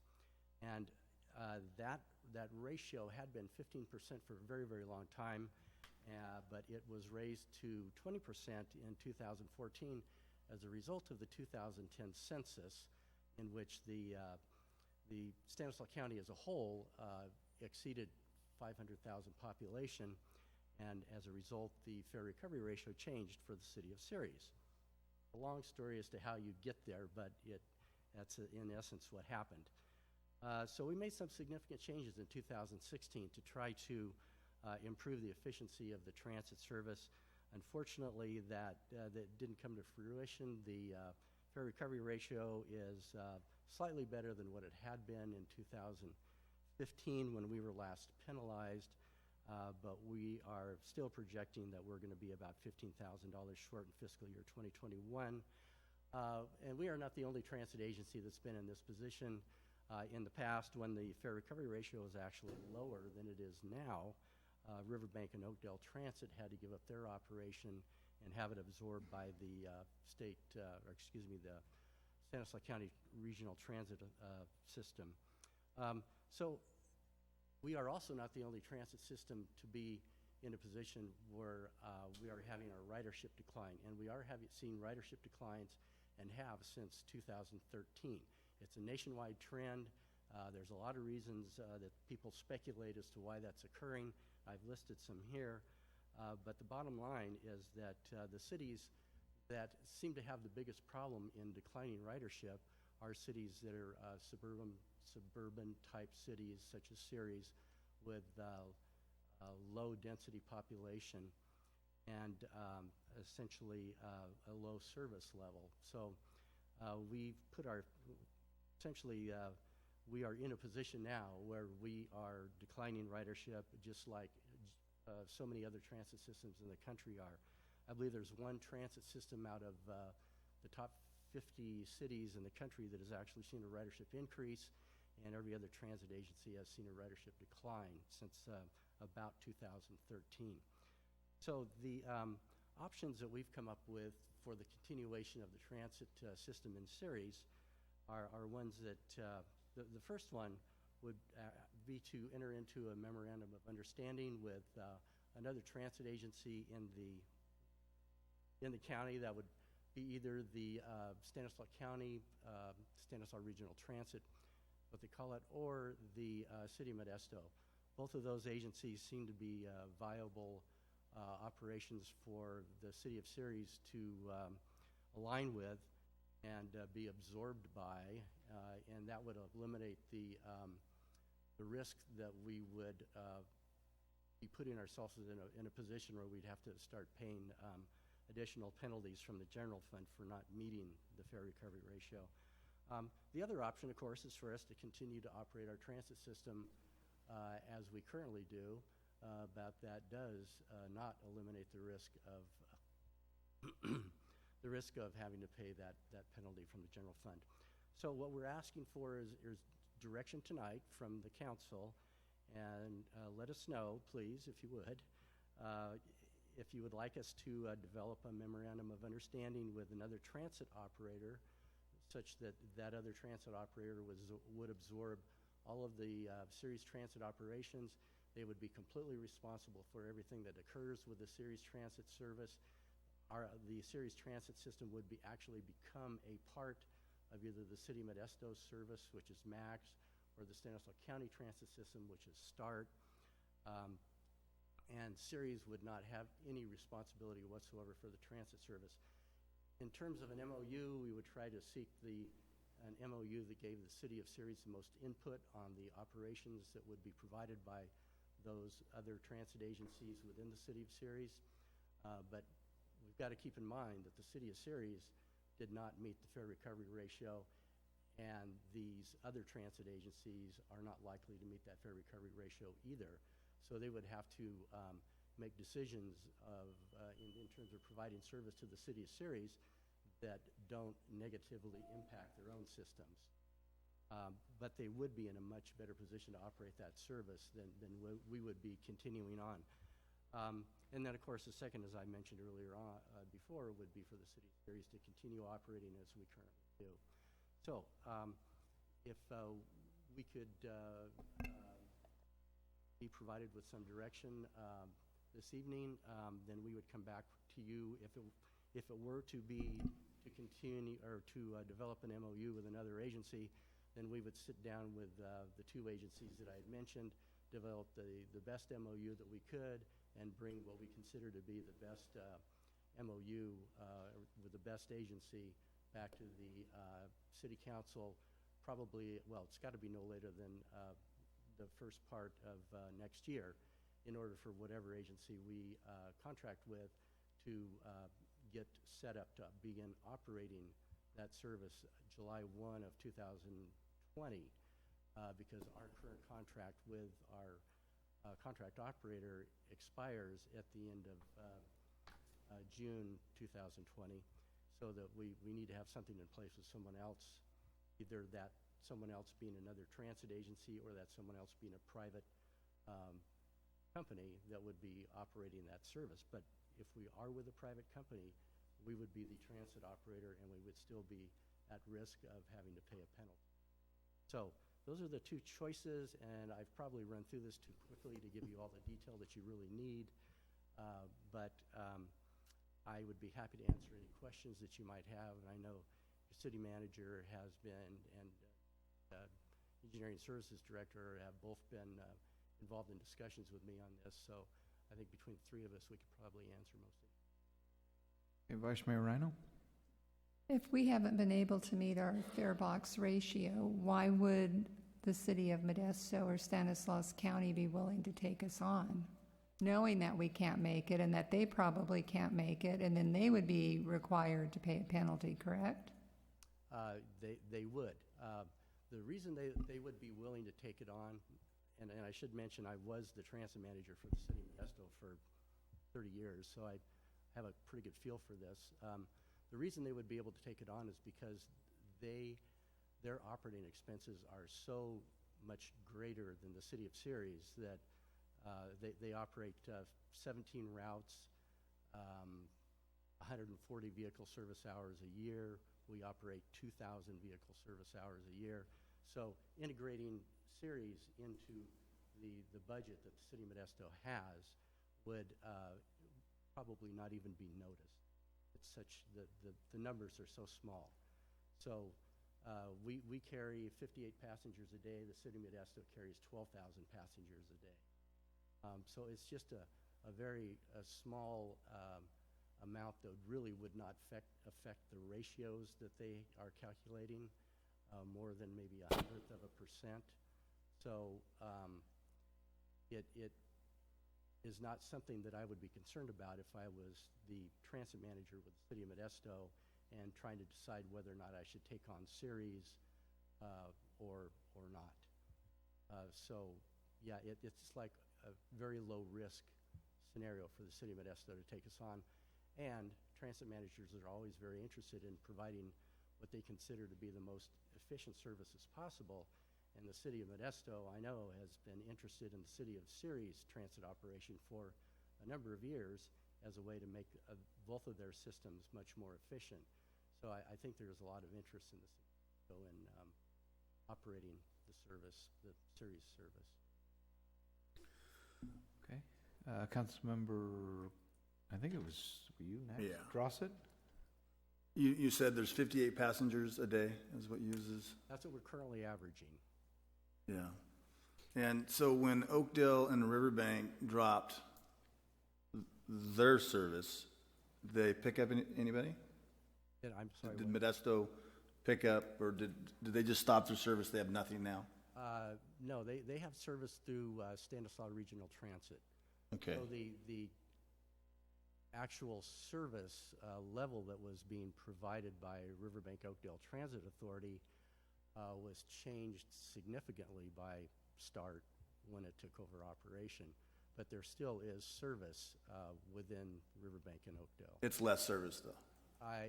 Well, they no longer have a fixed route, and that is what they were trying to operate that put them in a very bad fiscal position. You know, Fred, my only concern is this, is I know it's only 58 passengers and maybe it's more at one time or another. Is us paying $15,000 out of the general fund important for our citizens to be able to have routes here? Because my only fear is, like, say, if we go with Modesto or another one, you know, I'm guessing it's going to be cut a little bit. Well, I'm not really sure that would happen, simply because our service now is at such a minimal level that it would be really difficult to cut it any further. And in my discussions with at least one of those agencies, their plan was to operate exactly what we have now for a year and determine what kind of revenues and expenses and passengers they experienced during that year, and then make a decision on whether or not they would continue what we currently have or provide service in some kind of a different way. Another entity that I talked to was actually mentioning that they might provide some additional service that would perhaps connect the Community Services Agency on Hackett Road, Hackett and Crow's Landing, with the remainder of Ceres. So that, I mean, that's another possibility that came up, and something that can be done when agencies are combined, but it is not something that we could do as a city of Ceres, because that would have affected our operating efficiency so much that our penalty would have grown to something more than $15,000. So, yeah, I mean, I think in terms of the option of an MOU, I think we'd want to be able to see what kind of an MOU we could get and what kind of assurances we could get from the agencies that I'll be talking with, and see what they are able to provide us in the future, and make a determination on the MOU based on that information. So we would just be giving you direction, and then, let's say we went down that path, you could come back to us with the MOU, and then we could make the determination based at that point, correct? You could. One scenario that we fall into, though, is that we need to make as quick a decision as quickly possible? as we can. Yeah.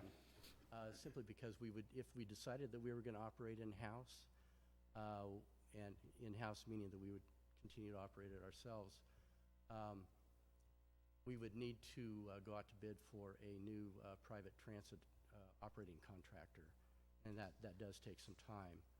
And is it also the 15,000? Could that could potentially go up too? Correct. Absolutely. That's just this year. Well, that's for fiscal year 2021. Yeah. That's our fiscal year 1920 is. The Council of Governments has the option for the fiscal year 1920 to not assess any penalty whatsoever. So it would be incumbent on us to try to lobby Rosa and her staff and the members of the policy board to provide us with some relief from any penalty that might otherwise be due us. Mayor, want to add just a couple things that are important. Another factor to consider is the fact, one, that both of those agencies have routes that already interact with our city, so there is consistency with the overall route efficiencies with the way START and MAX come through our city. So both of those operations have some interaction, so that does lead to some efficiencies. The other thing that's important is StanCog, and Ms. Parks is here this evening, is in the efforts, and they're deep in the efforts on a study of the efficiency of all the transit agencies inside of Stanislaus County. We actually have a meeting scheduled for later this week to see the preliminary results of that, which we believe will further point us in this direction of what's the most efficient option for consideration. And it's pretty clear from a cost perspective where that best option is. And it's, us continuing to do this is proving to be more and more difficult, and partnering with another agency is likely our best option, and we believe that study is going to point us in that same direction, and we'll have that information here this week. Okay. Vice Mayor Rhino? If we partnered with one of those agencies, then are we giving up the ability to tell them we want to continue if they, after a year, decide that it's not feasible and that they can just discontinue service and series without our say? It all depends on what we negotiate in the MOU, and of course we would try to negotiate terms that are in our favor as much as possible. So if a scenario came to where they don't want to operate any longer and they give it up, and certainly we would take it back, and we would have 2 years in which to operate that service without being subject to any penalty whatsoever. That's an exemption that is available under the Transportation Development Act. And we actually took advantage of that exemption in 2016 when we reformed the transit service. We made it so different that it was essentially a new system entirely. And so by doing that, we were able to avoid being penalized for those three full fiscal years. So under the number 1 where it says if we did enter into an MOU, that it would transfer full control. I mean, when I hear full control, I'm looking at the memorandum we have in our binders, that full control to me would mean that we wouldn't have a say once they took over if we wanted to continue. And I probably overstated full control. That is probably a worst-case scenario in an MOU, would be to give them full control. I think in either of the entities that we work with, I think would be more than happy to consider any suggestion that we might have for service. Consider? Yeah, that's about all you can really require them to do, because we couldn't force them into a position where they would provide service that is to their own financial detriment. But you also have to remember that when we enter into an MOU with another agency, they receive all of the LTF the local transportation fund money that we currently receive to operate our transit system. Plus, they also will receive the Measure L funds that we are currently receiving to operate our transit system. So that gives them extra funds to help boost the fare recovery ratio. We use those funds for that purpose too. But when they operate the transit service, they are undoubtedly, through economies of scale, going to have a lower cost per vehicle service hour, per passenger, per unit of service provided than we would, simply because through the economies of scale they're going to get a lower cost. So they are in a much better position to make the service here work and meet that fare recovery ratio than we are in our present situation, which I should add, our ridership declined about 6% from last year to this year, and prior to that it was declining significantly every year since about 2013. So, I might be optimistic when I said the penalty would only be $15,000, and council members mentioned, well, it could go up, or maybe the mayor might have mentioned. But did it decline because we modified our routes? It declined significantly when we modified our routes in 2016, but it was declining before then, which is one reason why I felt and I recommended and the council approved. Well, not everyone on the council approved. Not everyone on the council. It was approved by a majority. Yes. To change the system significantly so that we could attempt to be more efficient and meet that fair recovery ratio. And unfortunately, that didn't work. But we're caught up in a lot of situations. One thing about transit is you don't always have control over all the situations that have an impact on your ridership. And when you have ridership falling at every transit agency nationwide, and you have the demographics and the land use patterns that generate generally low ridership to begin with, those are the kind of agencies that are seeing the greatest reduction in ridership. Well, we shouldn't be surprised that our ridership drops so much. It's just the way it is in the United States right now, and has been for the last several years. I don't have any other questions. Okay. Councilmember Klein? You said we have possibility of getting fined $15,000. Does that include the lost transit revenue from StanCog for ridership? Our transportation, we got fined a few years back for not meeting our fare box ratio, and they withheld some transit funds. So does that include the transit funds, or is that over and above? Well, that's all come and gone, and this would be an addition. This would be new. This would be over and above. Okay. So the way that penalty actually works is that if you fell short of your mandatory fair recovery or fair revenue amount by $10,000, then StanCog would give you $10,000 less in LTF money to operate your transit system. So you would wind up at the end of the year with a $10,000 shortfall, and you would have to cover that shortfall with your own local funds somehow, and that's after applying your Measure L and your fair revenues. So after you add all of that in, StanCog is not going to give you all of what you need to make up the subsidy that is required to keep your system fiscally balanced. So they would give you everything you need less $10,000.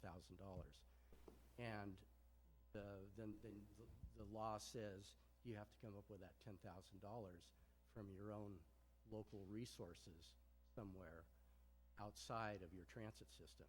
And that would be the general fund. Okay. Any other questions?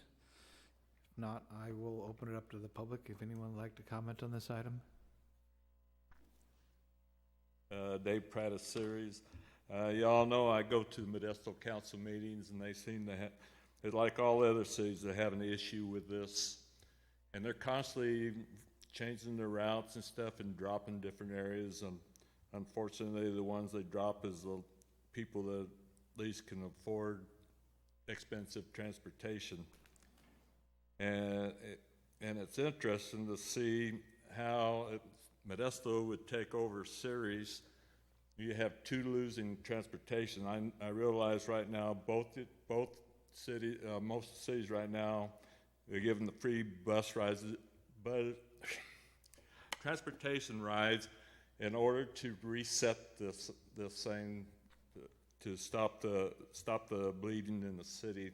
And it seems like California, they pass a lot of this stuff without thought. But yes, so it'll be interesting. Like I said, Modesto's losing money too in their transit. So.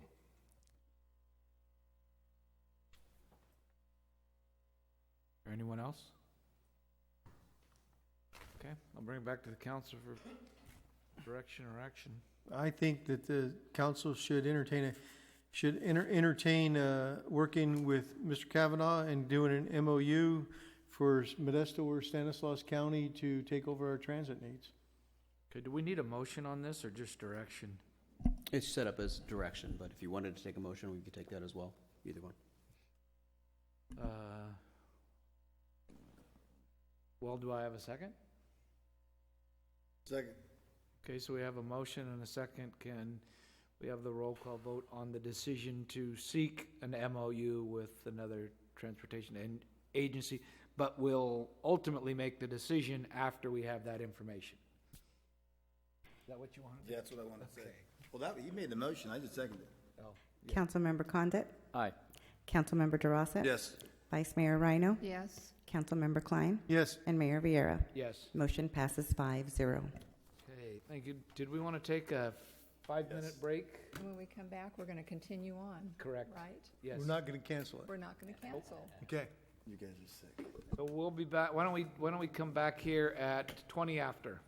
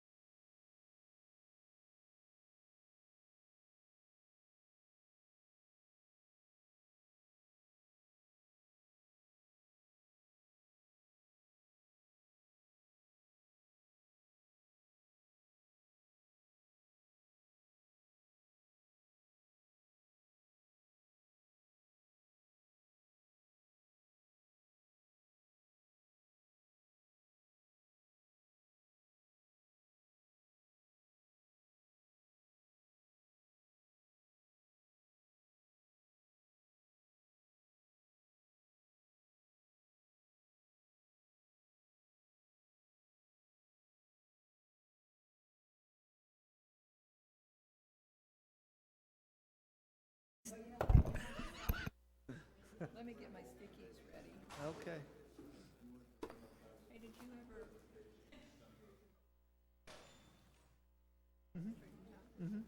Yep. Yes, I did. All right, let's go ahead and come back for the item 15, continued from the August 12th meeting, the City of Ceres Municipal Code revision discussion. Thank you, Mayor. As the council knows, we have embarked on the endeavor to update our municipal code, comprehensive update, basically from beginning to end. Council decided several months ago to break up the municipal code into groups. So this first group are titles 1, 2, 3, 4, 6, and 8. This evening is a discussion, just looking for overall council direction on the items that are before you. So in the packet is the municipal code as it exists today for those titles, as well as a red line version that is attached in your packet as well. So the way we got to the red line version, to give the background there, the city attorney initiated this process in the middle of last year, sent a red line version to staff. Staff has reviewed that, sent it back to the city attorney for another review, and they have cleaned up some questions, some issues, and presented again a draft red line. These are either legal issues and it's not intended to be comprehensive. This is not, we haven't fixed everything in here. This is what we've got through 2 reviews. There's still another review after your direction. It will go back to staff one last time and then to the attorney. They'll clean it up before it's presented at a public hearing for consideration and adoption. As the schedule exists, that would be at our next meeting on September 9th, although that may be quite difficult to reach based on timing and a holiday in between. So we'll talk about that kind of at the end, depending on the extent of the discussion this evening. So we didn't prepare a formal presentation on this, just with the magnitude of changes that are in that. What we'll offer is to just kind of go through kind of the titles, the overview, and at any point in the process, just go ahead and have any questions or thoughts. And so I'll stop there. Any questions on the big picture with where we're at starting this process? You know, as we get to each section, can we at each section say or ask what our questions or concerns are rather than wait till the beginning? Because as you know, I have a lot of stickies. So I was going to move to the red line for Title I as Yes. the starting. So red line general provisions. So if you look in your package, that would be 1 of 258. Mm-hmm. The second chapter there. So that's, if we want to just jump, are there any other stickies or questions in Title I? And we'll just jump straight there. Well, my first question is we're changing it from Title I to Title XX, apparently. No, that's just the placeholder. It'll ultimately be Title I. Okay. But at the very, very beginning, can there be an index that shows just generally like Title I is general provisions, Title II is... Yeah, that would be the cover sheet. Okay. Because, you know, I used to look at this thing a lot when I worked here, and this was really confusing to me, the way it was done. I'm serious. It was very... Yeah, we all struggled And it looked to me like something got moved from one section to another, and then you'd have to go back and find it, and... Yeah, staff met this morning on the next group, and what we're asked the city attorney to put together is a matrix that shows, you know, this overview of where an existing item was and where it moved to. So we'll have all of that information as well at our next discussion. So Because we're wrestling with this as well, and this is new. This is not something that anybody does very often. So yeah, we will have a matrix with our next discussion to show you exactly where things move to and move from. Thank you.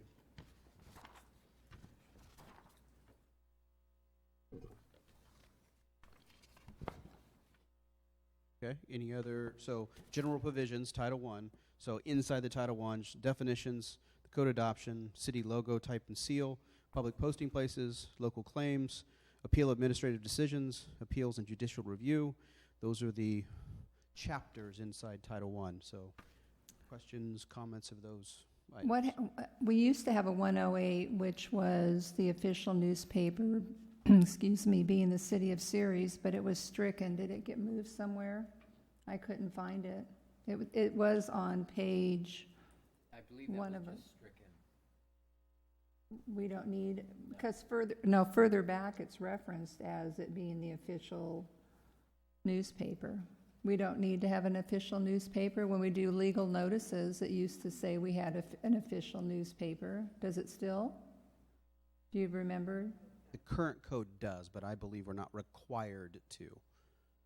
We'll use the Courier every, but We don't need to have an official newspaper. not in the code anymore. Okay. You know, you're talking about this, and I wrote down in general provisions, there was a thing I know in the front about positions. That's in Title II. Okay, so that's what We're got not moved there to yet. Channel 2, okay? Under general provisions, under XX 06 050, right to appeal, it says if an appeals board, So what page are you on, just to make sure? it doesn't have a page. On the bottom? Should have a page number on the bottom. No, No, no, not under our red line, there's no page. That was the previous version. Okay. Oh, I'm sorry, 06. So it would be XX 06 050, right to appeal. And under B, it says if an appeals board, and then it says need definition. Yeah, that's, We recommend that be a hearing officer instead of a board. And the hearing officer would be generally that's outside legal counsel. somebody outside, it's not going to be city staff. Okay. Yeah, that's the way it's handled currently, any appeals process. Well, that's what I thought, Yep. so I wanted to be sure we weren't just going to have somebody on staff do it. That's one of those examples where we need that cleanup and final.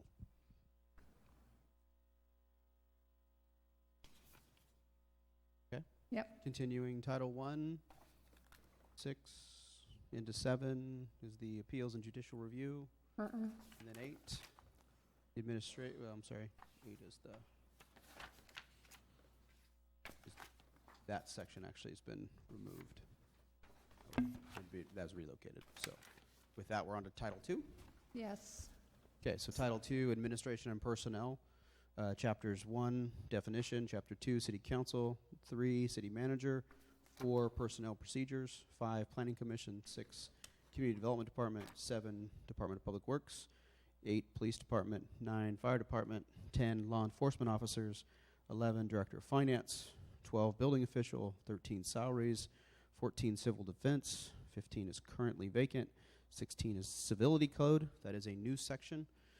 17, Unclaimed Property. And 18, Holidays. So Okay, on page 2 of 46, I just have a typo under city council means, instead of to city council of the city of Ceres, it says the city council of Ceres.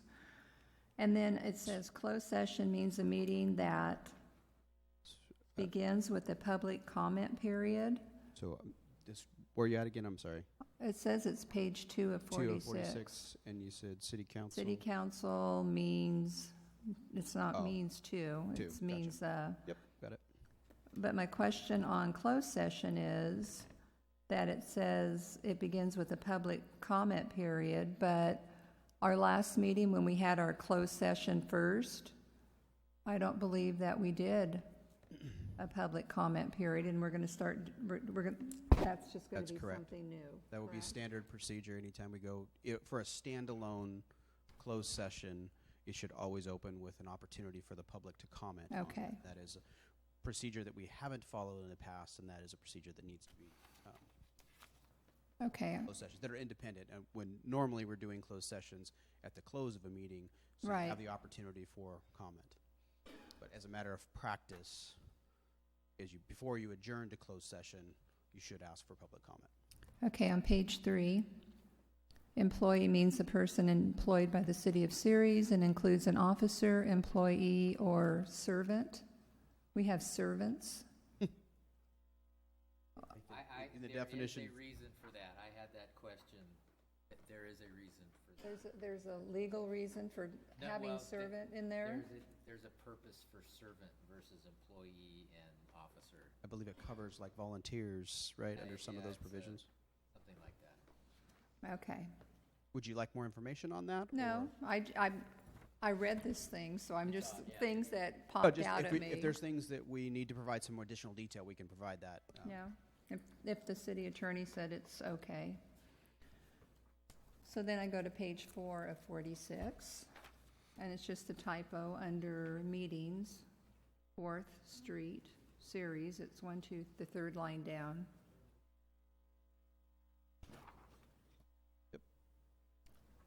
And then I jump to page 7 of 46. And under city manager removal procedure, I'm wondering why we're including that at least 30 days before such removal shall become effective, the city council adopts a resolution stating the reason for his or her removal. Because to me, it seems we already, if you're going to let a city manager go and they have, what do you call it? When you let somebody go? Dismiss? No, severance Contract. pay. When they have the severance pay. It's the contract, right? There's a Right, there's a contract. So then now why are we going to give an additional 30 days? That's Mr. a- City Attorney? Yeah, that's language that came from the city attorney. That wasn't staff. So in actuality, then we're giving them whatever we've agreed to in the MOU, plus now we're going to give them 30 more days, correct? It's not an MOU and for. I mean, the agreement, the contract. This actually came from 2 other cities, so I think that's why it was included.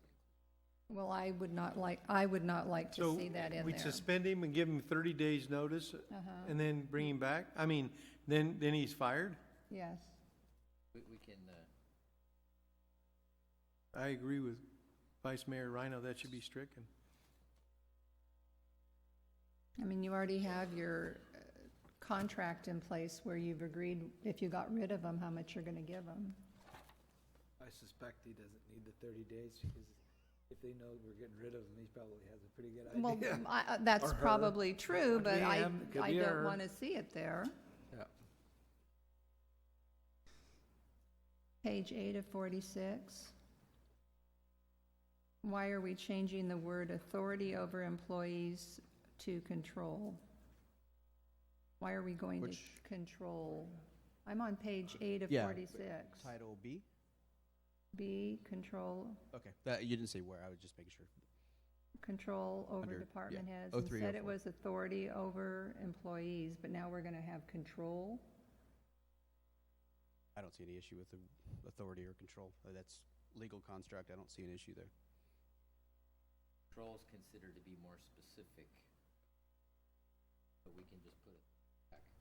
Okay.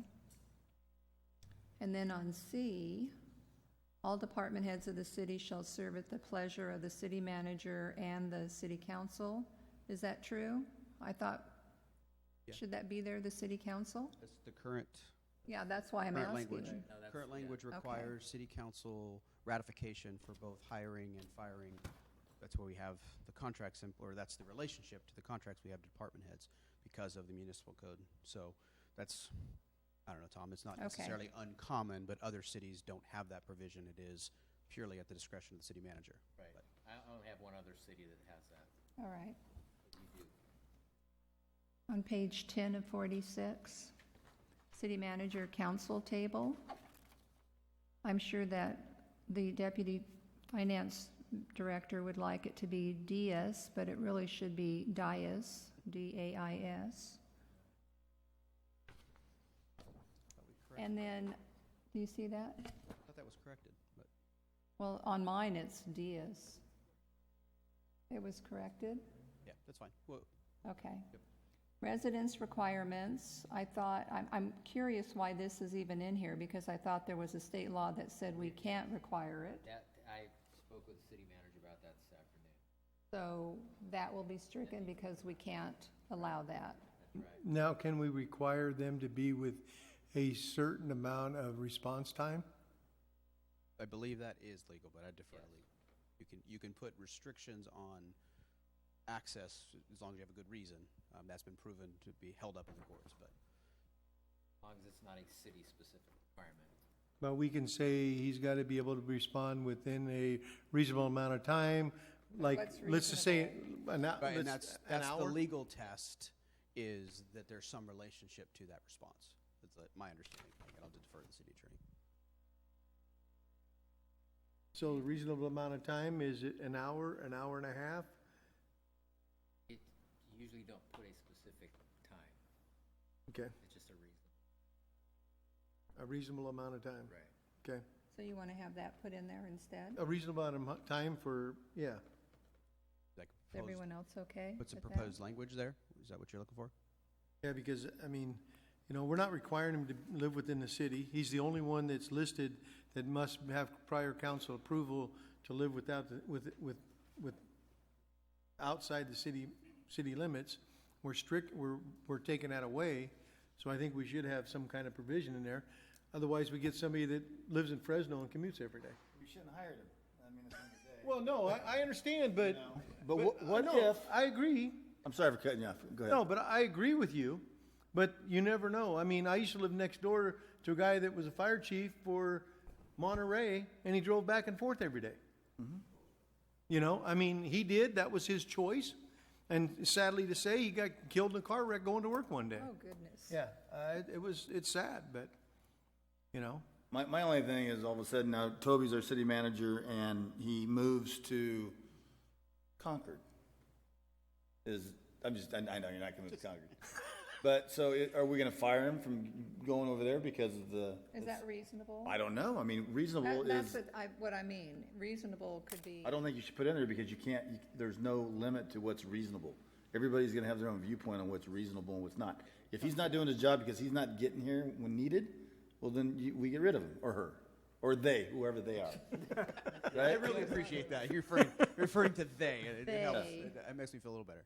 So do you want to put that in about reasonable, or you just want to just leave it? No, out the whole it's, I section? threw it out there. It's up to council. It's not my decision. It isn't? No, it's the whole council. I mean, well, if three of them say no, then why do we put it in there? That's why we're having a discussion. That's right. Do you guys have any comment about that? Do you care? What's reasonable? I know. It has a legal definition, So but that's about my it. take it is there's three that don't want it in there, so don't put it in there. Okay. All right, moving on. Okay. Page 11 of 46, personnel procedures. Is this new chapter taking the place of our personnel rules? It's not intended to take the place of it. It is intended to supplement, but our personnel rules are desperately in need of updating, and our hope is once this is done, we would be able to embark on an update to our personnel rules as well. Okay. On letter E, under the merit system, evaluation of employees during the probationary period. We're only going to, you are going to, or department heads are only going to evaluate employees during the probationary period? I don't think that's intended to be exclusive.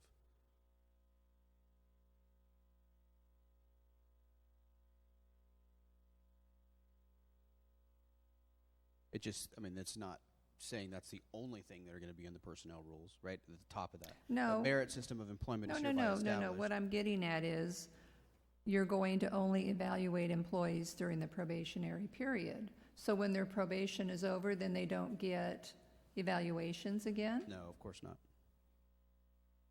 But yeah, that's easy to change. Yeah, that's just language. During the probationary period and on an annual basis at a minimum. Okay. I mean, the personnel rules already established that, and this doesn't take those personnel rules away. We have personnel rules that already establish, and it is in most of the MOUs as well on the evaluation periods. So this doesn't take that away. Okay, page 13.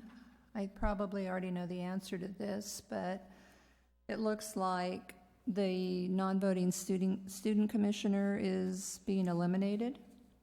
We haven't had that for a number of years, but if council wants to reinstate that and move in that direction, we absolutely can. Well, we still have it. We just haven't really I think for a while we didn't have any interest, and then I don't know if we went out and tried to conjure up any, but I think we should leave it in there. I mean, what if we do have kids in the community that would like to participate? I would agree. Tom, there's no issue with that. I didn't think so. And then under terms, now we're going to have term limits for the planning commission when we don't for the city council. I read it to be that there's going to be term limits for the planning commission. It's up to council direction. Again, this is taking best practices from other cities and what they found successful. But Okay. if this council Well, doesn't want to do I think if we don't have term limits for the city council, we shouldn't do it for the planning commission, because if it ever comes up for reappointment and they've been on the commission for 14 years and the council as a whole doesn't feel they're doing a good job, well, then you just don't reappoint them, right? But I don't think there should be term limits on them. I'd be okay with having term limits on both. Okay, well, Just a comment. comments of both, meaning planning commission and council, Yes. but council term limits requires a vote of people. Yeah, I'd be okay with putting that on the ballot. okay. I'm okay with no term limits. So no term limits on planning commission. This is establishing 2 consecutive 4-year terms. Tom, if I understand that correctly, someone could take a break and be off the planning commission for 1 year and then serve 2 additional consecutive 4-year. It's Right, not a- but we still have the opportunity, when they're up for reappointment, to not reappoint them. Of course. So is that consensus? No term limits for planning commission, or I'm for term limits. 1 for term limits? No term limits. No. No. So 4. We'll leave it as is with no term limits. Do we have a provision in here if nobody runs or nobody wants the positions? For planning commission? Planning commission? Well, we're not on city council yet. We're still on. No, I bet it could be planning commission too. I mean, it's an appointment process, so there's not a provision if you can't get somebody. It would just be It's not like vacant. people are beating down the door. We have been able to get folks for the last several years, but that is always a We get potential. more people interested in being on the Measure H committee than we do the planning commission. It's 50-50. I'd say it's a toss-up. So, Mr. Hallinan, where anywhere else in this section where it talks, it's been stricken for the student commissioner, you'll put that back in? Yes. Okay, page 15 for the community development department. Organization and direction, it said the director of community development works at the pleasure of the city manager and the city council. So that still is staying in there because ultimately we would make the decision. Ultimately, we would authorize the firing of one, so that's why it's in there. Correct. Okay. That's consistent with all the department heads. Okay. Again, because of that ratification process, again, on the hiring and the firing, the way the code exists today, that is my decision, but ratified, speaking in third person, the city manager's decision ratified by the council in either direction, hiring or firing. Well, look, that just took care of a lot of stickies. Perfect. All right.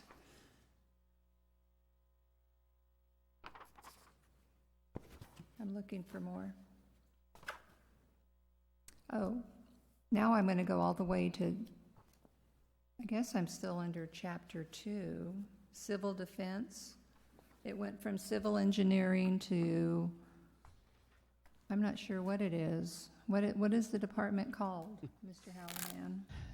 This is a wrestling match with what this should be called. It's basically the operational working in emergencies, and so previously it was referred to as civil defense, but that's really not the appropriate term.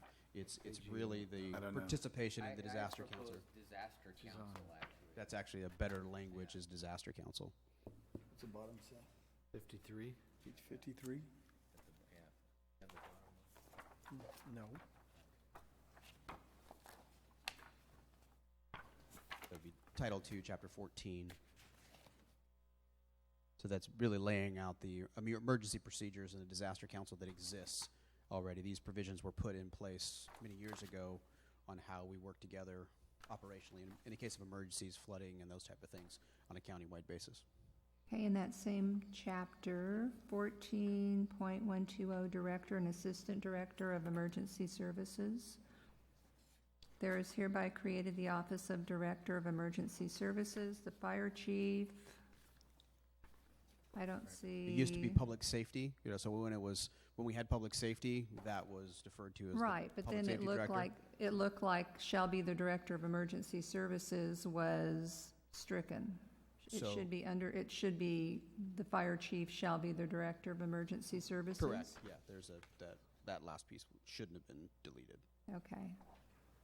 And then the next line is the Police Chief shall be the Assistant Director of Emergency Services. Correct.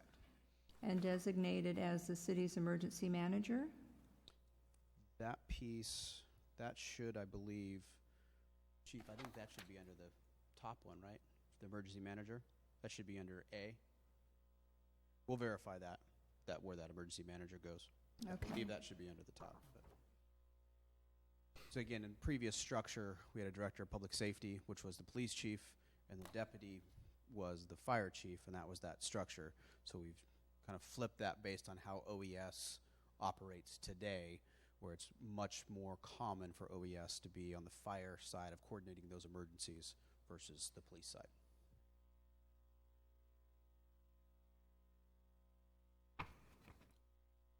So now I'm in chapter 16. 16. So this is a new section, and this is one where the council would look for some direction on whether this is necessary or needed or wanted.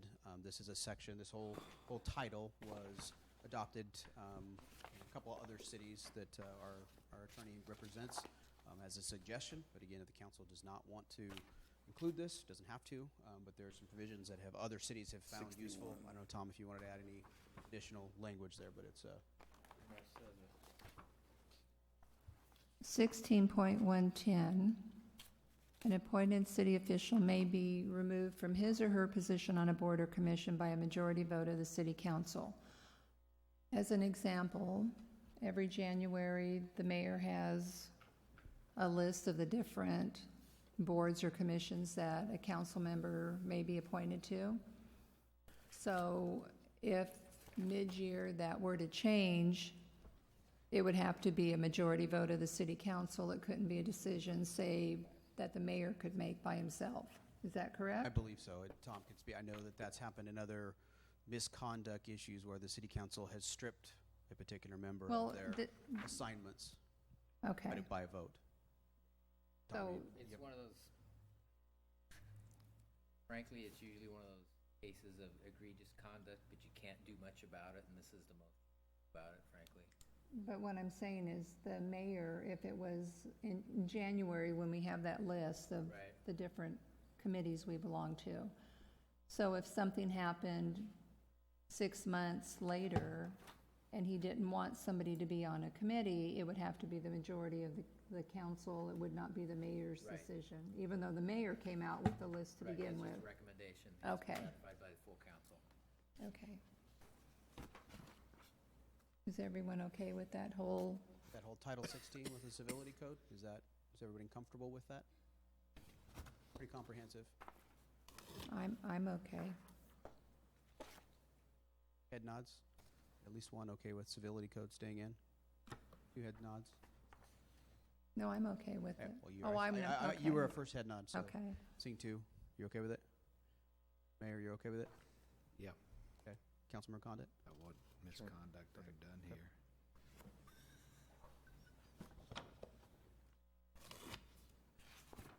All right, then go ahead, if there's other comments, we're into chapter 17 of Title II.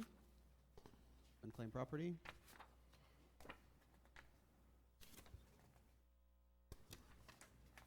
Anything else? Okay. Moving on to Title III, so revenue and finance.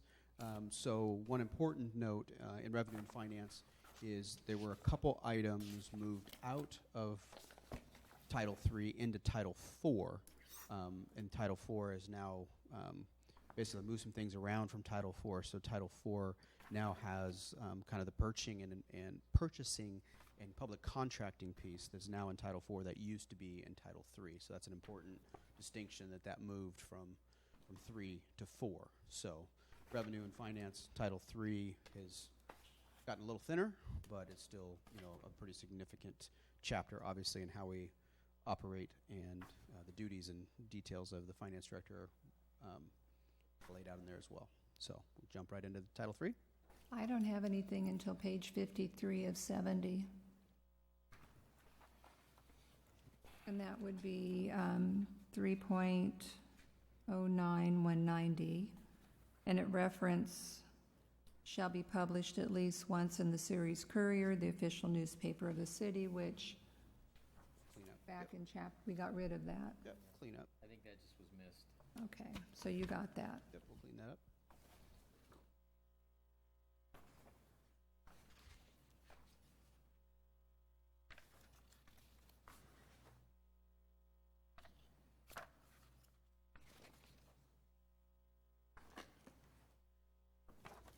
I don't have anything else in that title.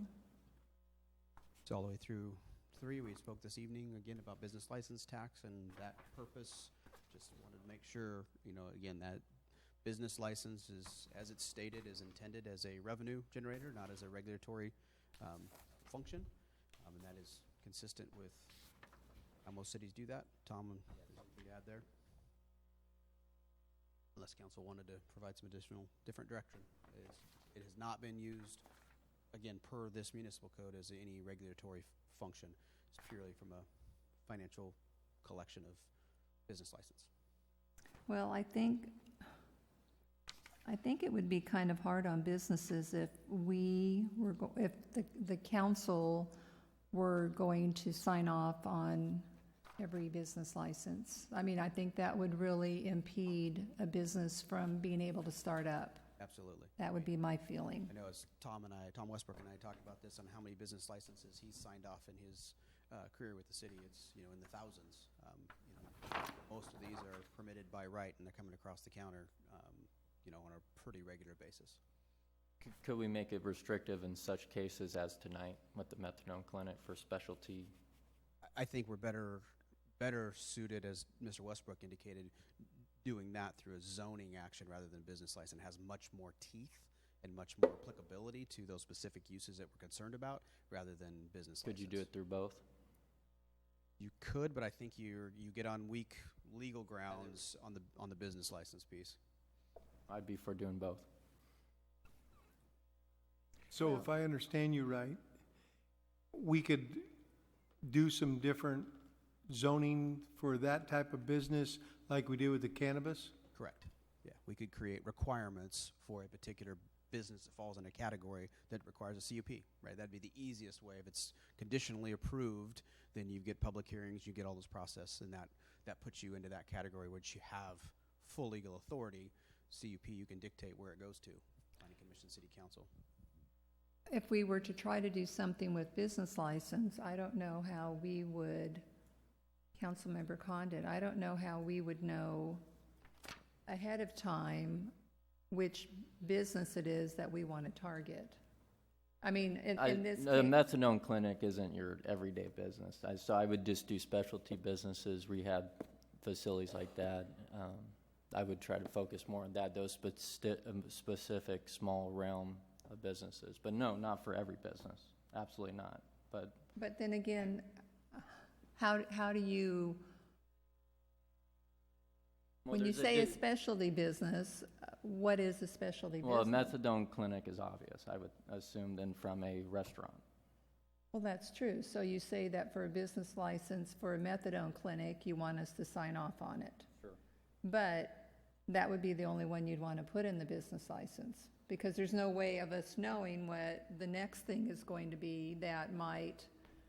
No, my aim would be to prevent what happened here today. Yeah, and I understand that, and I agree with you. But what I'm saying from, I'm looking at what staff would have to deal with, and we would have to put specific verbiage in the business license what particular business you would want to have input on. You couldn't just say a specialty business. Right, it's either for revenue or revenue and regulatory, and I think you couldn't carve out A specific Business. business. I'd be for that. I don't think we get very many methadone clinics that are trying to pull business license, so. What is that And that's why I noise? did use the word specialty. But yeah, if I don't think we can, it's either revenue or regulatory or both. It's hard to mix carve. math. Okay. And if I could offer, as mentioned, the CUP process, that would be, a business license would be done at the end. So there would be the public hearings, et cetera, before staff could enter into a business license for revenue anyway. So it would come before whatever. We wouldn't have to worry that something like a methadone clinic could come in and get a business license before we ever had the opportunity to have our say, because they would not be issued a business license. No, I agree. I don't want to discourage medical facilities either, Oh, because right. that's how they came in and through them. Right. You know, if this was a dentist office, I think we'd all be okay with that, and that's my point. So- if it's a methadone clinic, we all kind of have an issue. But if it was a dentist or a whatever kind of medical facility, I think we'd all be in agreement. It's fine. So we should leave business licenses revenue?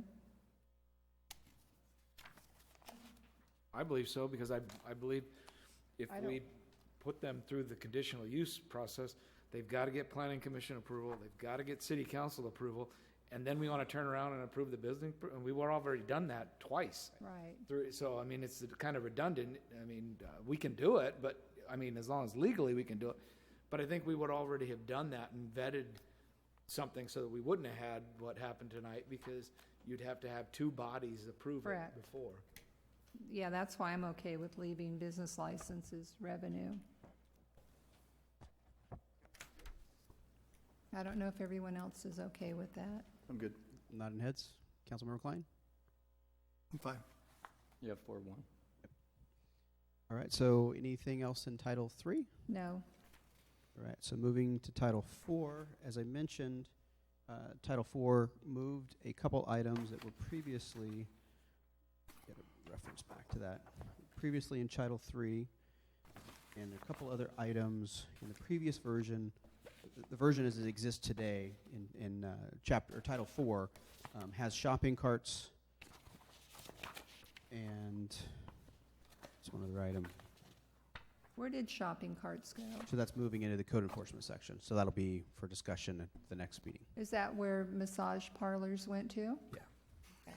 Moving those in the same. I looked and I couldn't Trying to find put those these. in a consistent location. So you haven't seen those yet. That's what we're trying to move those to their consistent code sections, because that's one of the challenges we were finding is you kind of have to jump all over in our code as it exists today to try and get things more consistently grouped together. So Okay. that was, those two items were moved from the existing 4 to 9, I believe, and then we moved a couple items from 3 to 4, and those items are what are shown there as changes in 4, which would be contracting. So primarily this is focused on public works contracting and how that process works.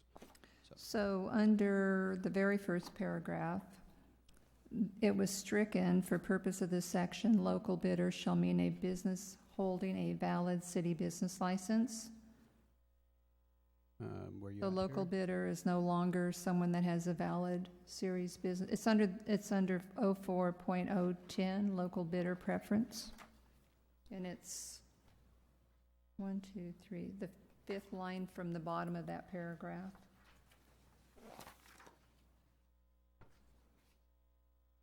Not finding where you're at there. Okay. Do you see local bidder preference? So you're on, Chapter 04, local bidder preference. And then I'm under 0410.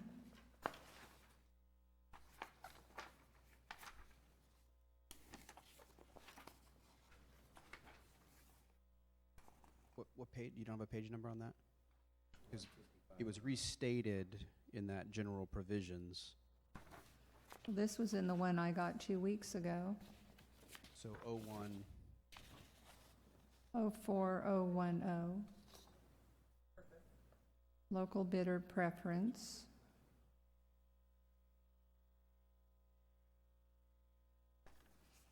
let's see this version. My You have apologies. it? I'm lost. Yeah. On page You're in 155. series. I know. Here, I'm right here. Okay. And I apologize, I added page numbers at the bottom, so it would be easier for you And so it changed pages? Well, I had all my stickies on my originals, so I wasn't going to go back and do it.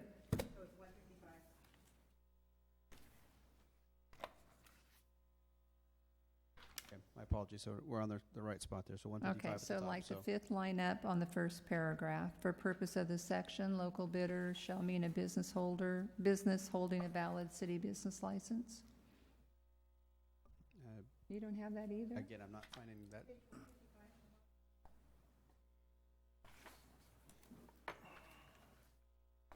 Oh, okay, fine, yeah, I was looking there. So we're apologies. striking a local bidder needs to have a city business license to be considered a local bidder? So that's been a discussion at this council for what's considered local. Is it in the city limits? Is it Stanislaus County? So we look for your direction on what you would prefer here.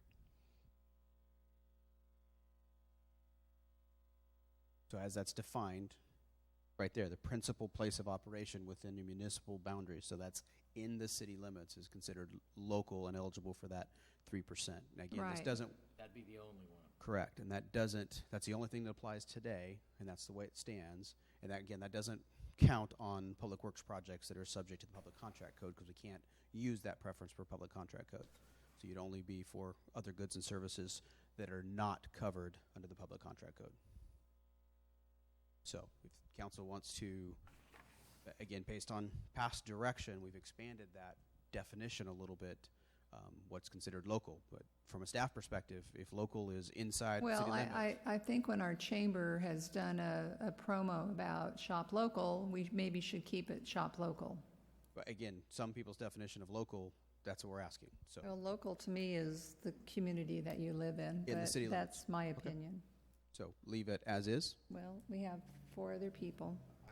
I think it should be broader, but fine. I'm for city limits. Torn. We still have time. So what we'll do is we'll remove this striking. We'll leave it as is without the strike through, and that'll come at the public hearing where council can make that direction. You know, it sounds like it's a mixed. We'll leave it as is and not change it, and then you can, if you want to change it, you can make that determination. Okay. That gives you a little more time to consider I that. think years ago, we talked about Stanislaus County. I mean, something that was more broad. It depends on, and this conversation we've had over the past several years, it depended on the circumstance, right? We've got this definition of Stanislaus County with our agreement with CYB of where they're buying goods and services, but then we've got other situations where we have limited to just city limits. So it has